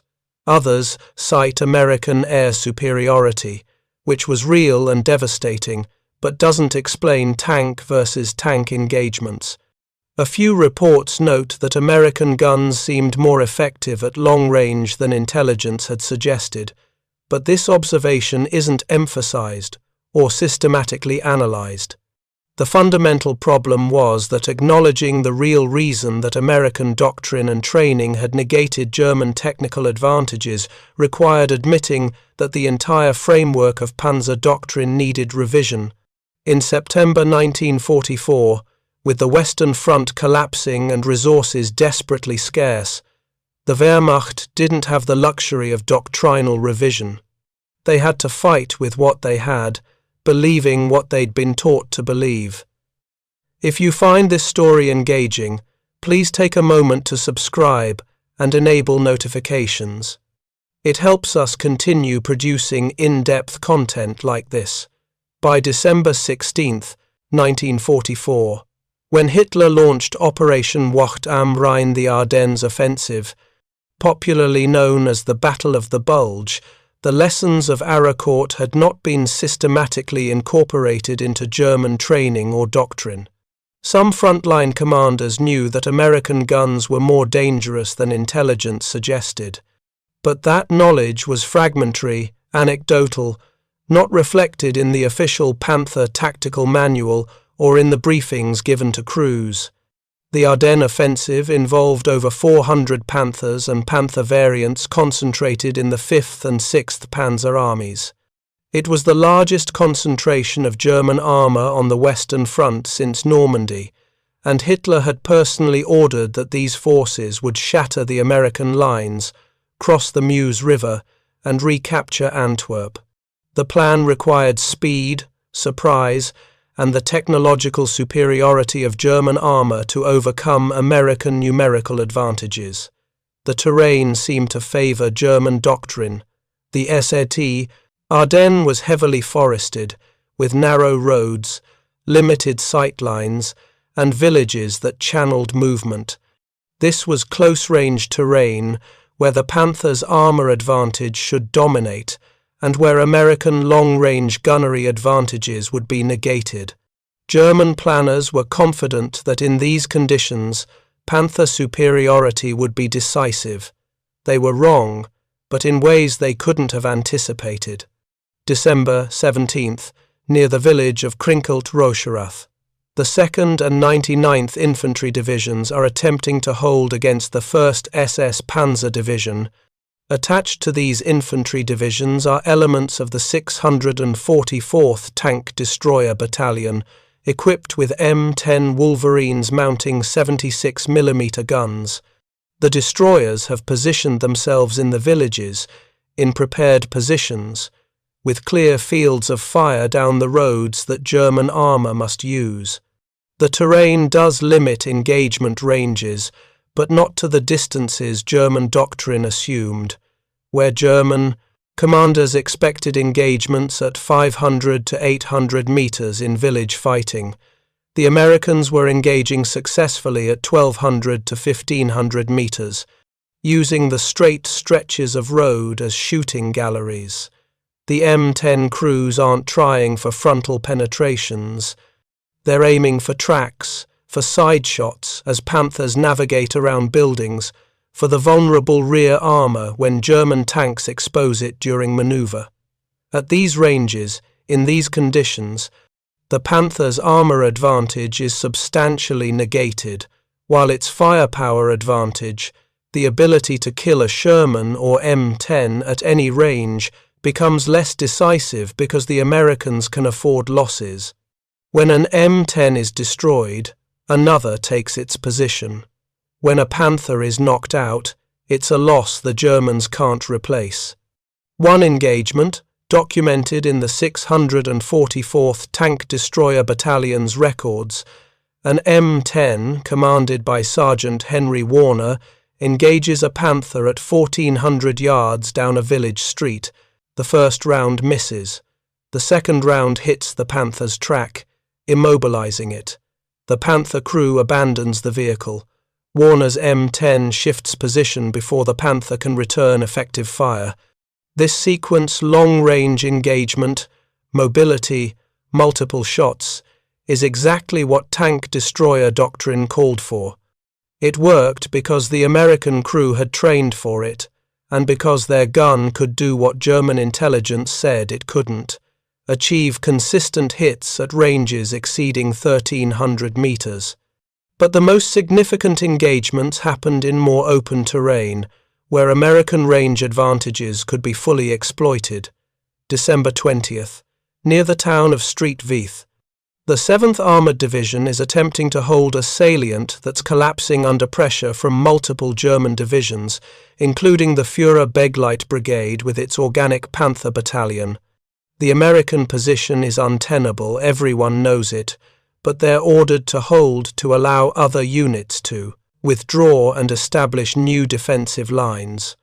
Among the defenders are M18 Hellcats from the 814th Tank Destroyer Battalion.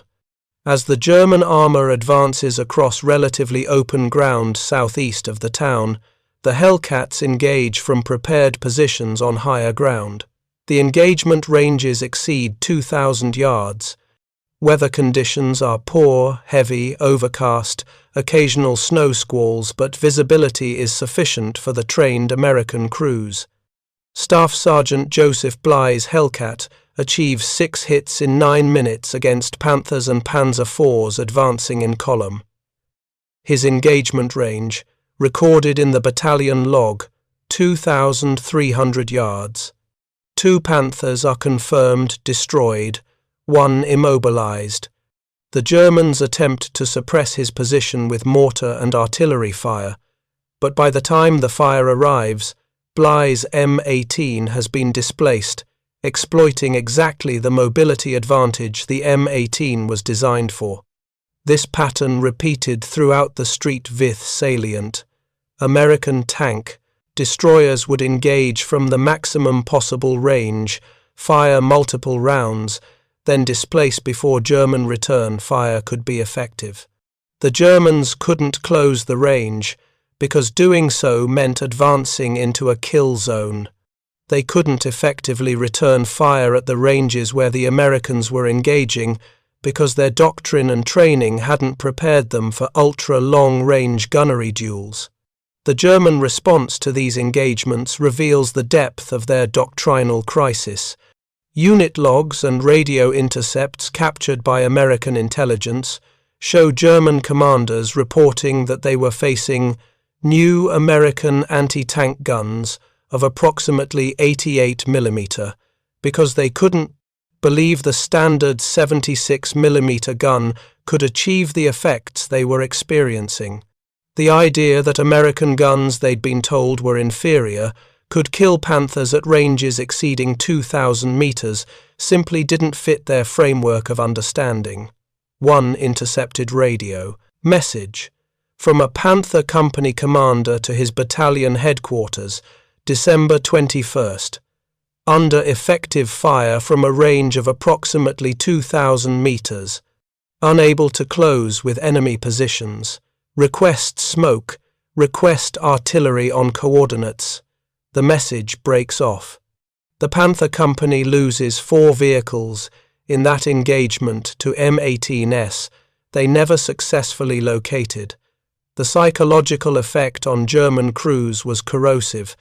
Panther commanders had been trained to believe their vehicle's superiority would manifest in battlefield dominance. When that dominance failed to materialize, when they found themselves being killed from ranges they'd been taught were safe, by guns they'd been told were inadequate, it destroyed confidence. Not immediately, not universally, but steadily, engagement by engagement. Technical reports from German units in the Ardennes, filed in late December and early January, show this erosion.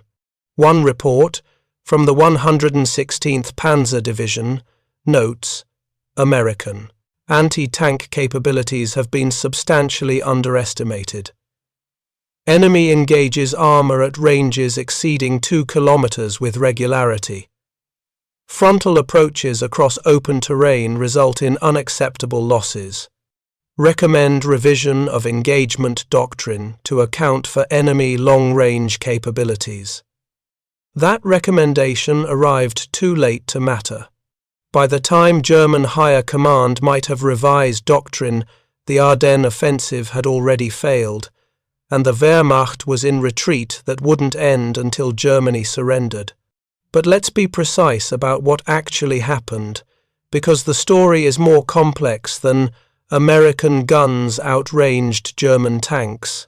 That's the headline. But the reality involves multiple interlocking factors that German doctrine failed to account for. First, ammunition. The M93 HVAP round was not standard issue for all American 76 mm guns. Production of tungsten carbide penetrators was limited by tungsten availability. Most tank destroyer and Sherman crews had mixed ammunition loads, some HVAP, mostly standard armor-piercing. American crews were trained to use HVAP selectively against the hardest targets at the longest ranges. This meant that American gunners were making tactical decisions about ammunition selection that German doctrine didn't account for, because German ammunition types, while varied, didn't have the same dramatic performance differences at extreme range. Second, training. American tank destroyer crews and upgraded Sherman crews spent substantial time on range estimation and long-range gunnery specifically because tank destroyer doctrine demanded it. German crews trained for long-range gunnery too, but their definition of long-range was different, 1,500 to 1,800 meters versus the 2,000 to 2,500 meters American crews trained for. This difference in training emphasis meant that at extreme ranges, American crews were operating within their trained capabilities, while German crews were operating at or beyond theirs. Third, tactical employment. Tank destroyer doctrine emphasized ambush, prepared positions, and engagement from concealment. This gave American crews advantages in every engagement. They shot first. They'd often pre-ranged their fields of fire, and they had the initiative. German doctrine emphasized maneuver and aggressive action closing with the enemy. This meant German armor was often advancing into prepared American positions, the worst possible situation for negating American range advantages. Fourth, industrial capacity. This factor underlies everything else. American forces could afford to fire multiple ranging shots, to waste expensive HVAP ammunition on marginal targets, to lose vehicles and have them replaced within hours. German forces couldn't. Every Panther lost was irreplaceable. Every round of ammunition expended was one less in a supply system that was already stretched beyond sustainability.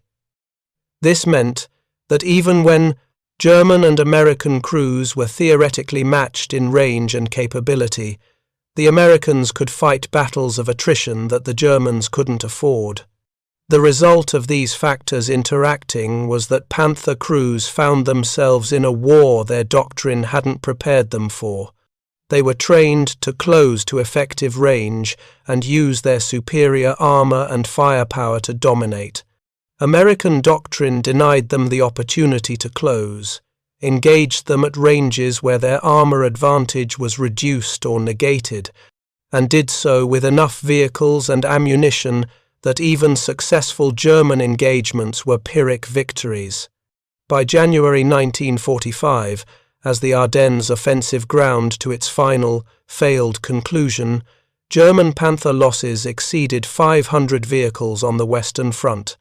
Not all were killed by 76mm guns. Allied air power, mechanical breakdowns, and fuel shortages accounted for substantial numbers, but unit records and post-war analysis suggest that direct fire from American tank destroyers and 76mm Shermans accounted for roughly 40% of the total. That means approximately 200 Panthers destroyed by guns German intelligence had evaluated as inadequate threats. The irony is almost painful. Germany had designed and fielded what was, vehicle for vehicle, arguably the best medium tank of the war. The Panther could kill any Allied tank at ranges where the Panther itself was nearly invulnerable. Its armor protection, when properly angled, was proof against most Allied anti-tank weapons. Its mobility, when mechanical issues didn't intervene, was excellent for its weight class. By every measurable standard, the Panther was superior to the Sherman. And yet, the Americans killed Panthers at ratios that should have been impossible. They did it not by building a better tank. The Sherman, even the Easy 8 variant, remained inferior in direct comparison, but by building a better system. Doctrine that emphasized ambush over direct engagement, training that prepared crews for extreme-range gunnery, ammunition optimized for the specific tactical situation, logistics that allowed wasteful expenditure of ammunition and acceptance of losses, and most critically, a willingness to accept that inferior equipment, properly employed in sufficient quantity, could defeat superior equipment used according to doctrine that no longer matched battlefield reality. Klaus Hartmann, the Panther commander we met at the beginning, survived the Ardennes. His Panther was knocked out on December 23rd near Manhay, hit in the side armor by a round he never saw coming from a gun position he never located. The round penetrated, but the crew escaped before the vehicle burned. Hartmann spent the rest of the war commanding a Panzer IV in a reconstituted unit, then surrendered to American forces in April 1945. In post-war interviews conducted by American intelligence, Hartmann described the Ardennes experience. We were told the Americans had only adequate guns. This was not true.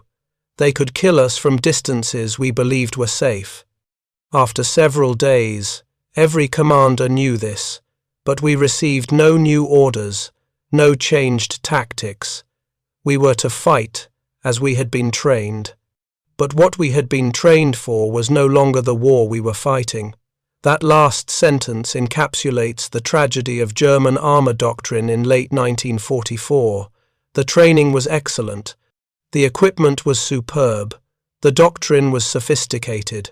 But the war they'd been prepared for, where German technical superiority would manifest as battlefield dominance, was not the war they were actually fighting. The Americans had changed the terms of engagement in ways German intelligence failed to detect and German doctrine failed to counter.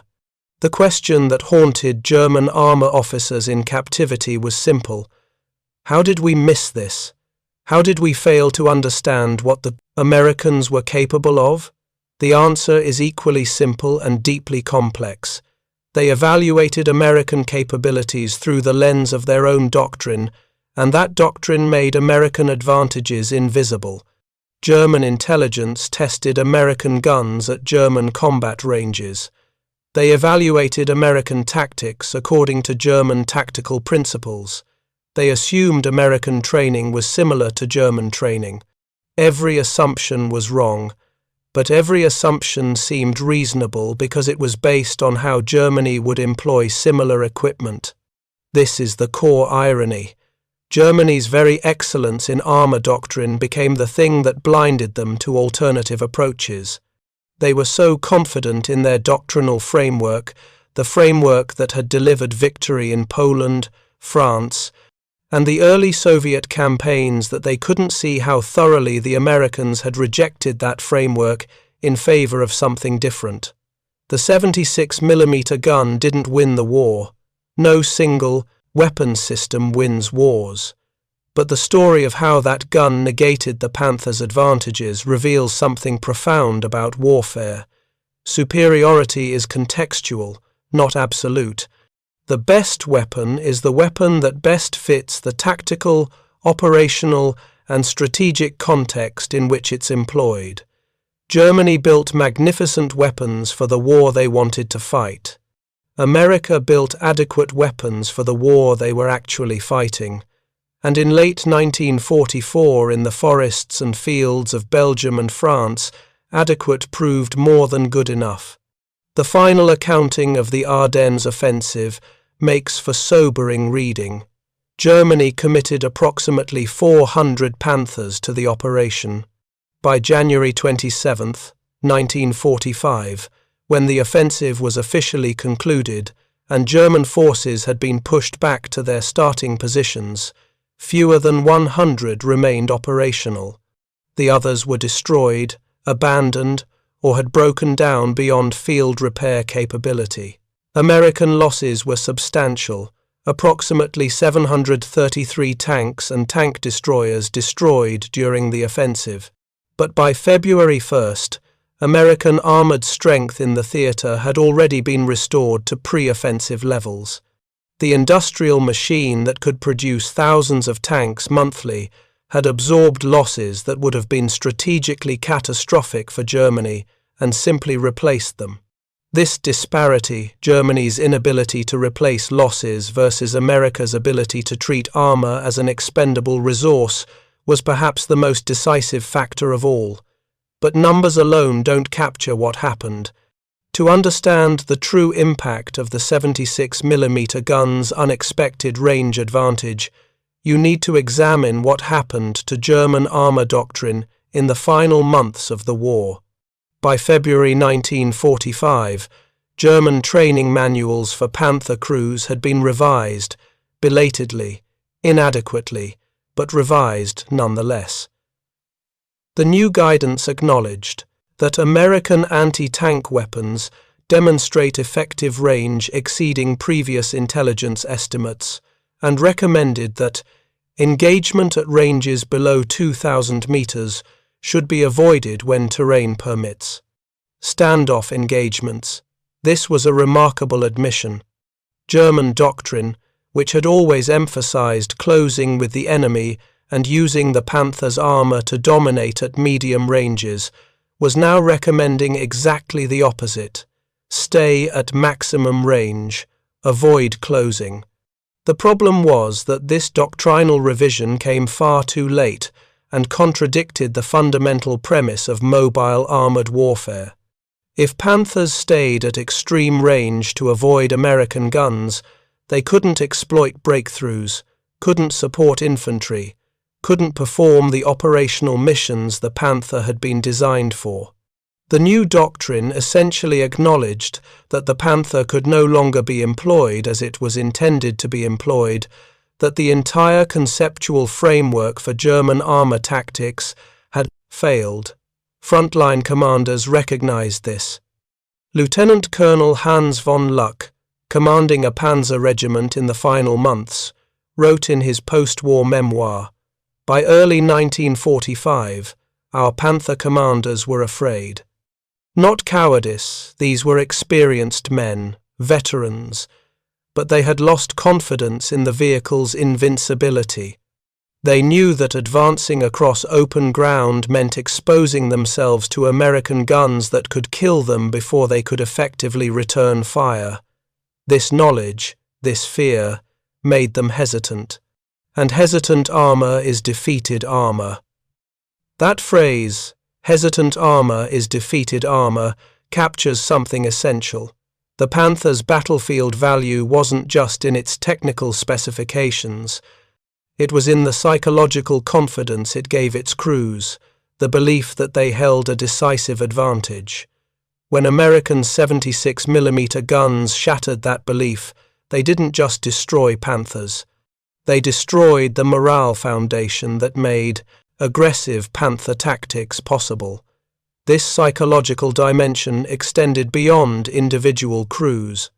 At the operational level, German commanders in early 1945 began planning armored operations under constraints that would have seemed absurd 6 months earlier.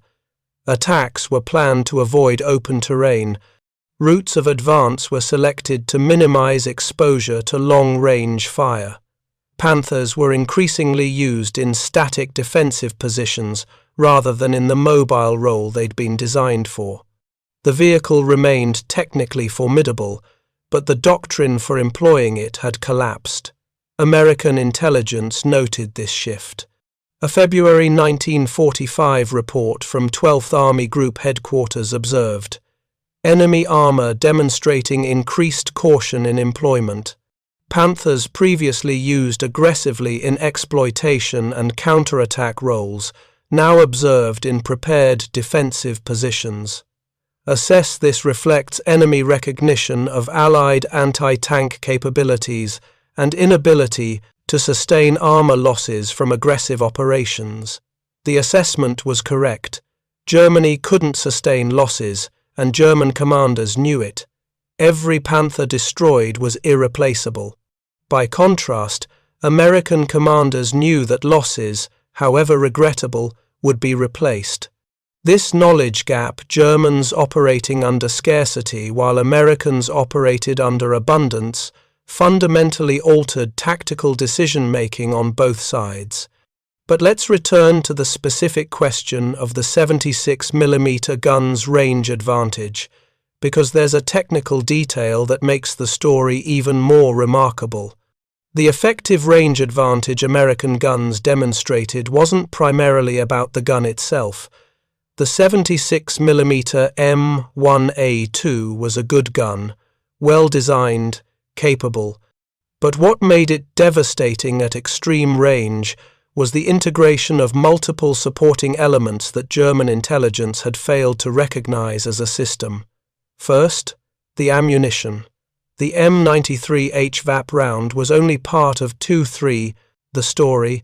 American gun crews also used M62 APC armor-piercing, capped rounds that were more consistently available than HVAP. The M62 had inferior penetration compared to HVAP, but superior accuracy at long range due to its ballistic characteristics. American crews were trained to use M62 for ranging shots at extreme distance, then switched to HVAP for the killing shot once range was established. This two-ammunition approach, using one type for accuracy, another for penetration, was tactically sophisticated in ways German doctrine didn't account for. Second, the fire control system. Late-war American tanks and tank destroyers used a combination of optical and mechanical range-finding techniques that were simpler than German systems, but faster and, at extreme ranges, more practical. The M71D gun sight included a reticle with range estimation stadia. A trained gunner could estimate range to within 50 meters at 2,000 yards by measuring the apparent size of the target against the reticle. This was faster than German coincidence rangefinders and worked better in the limited visibility conditions that characterized much of the winter fighting. Third, crew coordination. American tank destroyer crews trained with their specific vehicles for months before deployment. They knew their gun's precise ballistics, had fired it hundreds of times, understood its peculiarities. By contrast, German Panther crews in late 1944 were increasingly replaced with abbreviated training put into vehicles they'd had limited time to familiarize themselves with. The experience gap meant that even when German and American vehicles had similar theoretical capabilities, American crews could exploit those capabilities more effectively. Fourth, communications and coordination. American armor operated with radio nets that allowed rapid sharing of range information, target coordinates, and fire correction. When one tank destroyer found the range to a target, that information could be instantly transmitted to other vehicles. German radio discipline was good, but bandwidth limitations and the general chaos of retreat meant that information sharing was slower and less systematic. This meant American units could concentrate fire more effectively and adjust more rapidly based on observed results. All of these factors, ammunition, selection, fire control, crew training, communications, were force multipliers that made the 76mm gun far more effective than its basic specifications suggested. German intelligence had the specifications. What they didn't have, couldn't capture, was the systematic integration of all these elements into a doctrine specifically designed to exploit long-range gunnery. The result was that by March 1945, as Allied forces crossed the Rhine and began the final drive into Germany, Panther crews were operating under tactical constraints that made their vehicles' theoretical superiority largely meaningless. They couldn't maneuver aggressively without exposing themselves to long-range American fire. They couldn't hold static positions because American infantry armor coordination would overwhelm them. They couldn't retreat effectively because fuel shortages and mechanical breakdowns left Panthers stranded. The magnificent weapon had become a strategic liability. There's a specific engagement from late March 1945 that illustrates the complete collapse of German armor doctrine. Near Hanau, east of Frankfurt, elements of the 11th Panzer Division attempted a counterattack against American forces crossing the main river. The division could muster only 12 operational Panthers, all that remained of a unit that had fielded over 60 Panthers in January. These 12 Panthers advanced across relatively open ground toward American bridgehead positions. They were engaged at ranges exceeding 2,200 meters by a mixture of M18 Hellcats and Easy 8 Shermans from the 4th Armored Division, the same division that had fought at Aracourt 6 months earlier. The engagement lasted 11 minutes. 8 Panthers were destroyed or immobilized. The remaining 4 withdrew. American losses: 1 M18 damaged, repaired within 2 hours. The after-action report from the 11th Panzer Division is a document of defeat. Counterattack failed. Enemy engaged at ranges preventing effective return fire. The unit has insufficient operational vehicles to continue offensive operations. Request permission to withdraw to defensive positions. This wasn't a tactical failure. It was a systemic collapse. The doctrine, the training, the entire conceptual framework that had made the Panzerarm Germany's decisive weapon had failed. And at the heart of that failure was the simple, devastating fact that German intelligence had catastrophically misjudged American anti-tank capabilities. The post-war interrogations of German armor officers reveal how completely this realization had spread by war's end. General Major Heinz Eberbach, who commanded various panzer formations throughout the war, stated in American captivity, "We believed we had technical superiority. We did have technical superiority, vehicle to vehicle, but the Americans fought a different kind of war. They used their adequate guns in ways we had not anticipated, at ranges we had not prepared for, in numbers we could not match." By late 1944, every Panther commander knew that the American guns could kill us before we could kill them. This knowledge was devastating to morale and to tactical effectiveness. Oberst Hans von Luck, the regimental commander quoted earlier, was more philosophical in his assessment. The Panther was a beautiful machine, truly excellent, but excellence in engineering is not the same as effectiveness in war. The Americans understood something we did not, that an adequate weapon, available in quantity, employed with appropriate doctrine, defeats a superior weapon that is scarce and employed according to obsolete doctrine.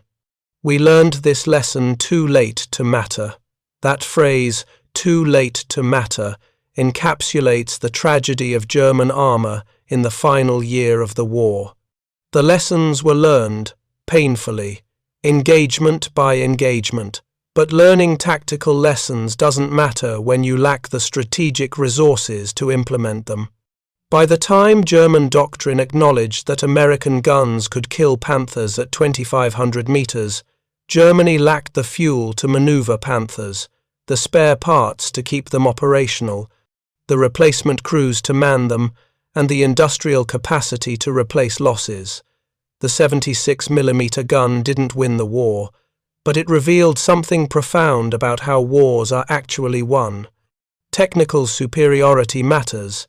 The Panther was genuinely the better tank, but technical superiority is only one variable in a complex equation that includes doctrine, training, logistics, industrial capacity, and the ability to adapt to battlefield realities faster than your enemy can counter them. Germany optimized for the wrong variables. They built magnificent weapons for the war they wanted, to fight a war where technical superiority would manifest as battlefield dominance, where superior armor and firepower would allow outnumbered forces to defeat numerically superior enemies. That war had existed in 1940, perhaps in 1941. By 1944, it was a fantasy. America optimized for the war that actually existed, a war where adequate equipment available in overwhelming quantities, supported by unmatched logistics, employed according to doctrine that exploited American advantages while negating enemy advantages, would grind down an enemy who couldn't replace losses. The 76mm gun fit perfectly into that paradigm. It wasn't the best gun. It was good enough, available in quantity, and employed in ways that made good enough devastating. The 500-yard range advantaged the ability to kill Panthers at 2,500 yards, when Panthers could effectively return fire at 2,000, seems almost trivial when stated that way. 500 yards, 457 meters, in the vast scale of mechanized warfare, a small margin. But that small margin was everything. It was the difference between a Panther crew confident in their vehicle's superiority and a Panther crew scanning the horizon nervously, knowing they could be hit before they could identify the threat. It was the difference between German commanders planning aggressive armored operations and German commanders positioning Panthers in static defense. It was the difference between doctrine that assumed superiority and doctrine that acknowledged vulnerability.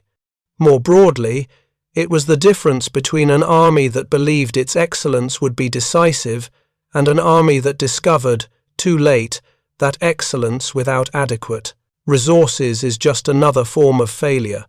There's a photograph, taken in late April 1945, that captures something essential about this story. It shows an abandoned Panther Ausf. G on a road in Bavaria. The vehicle is mechanically intact, no combat damage visible.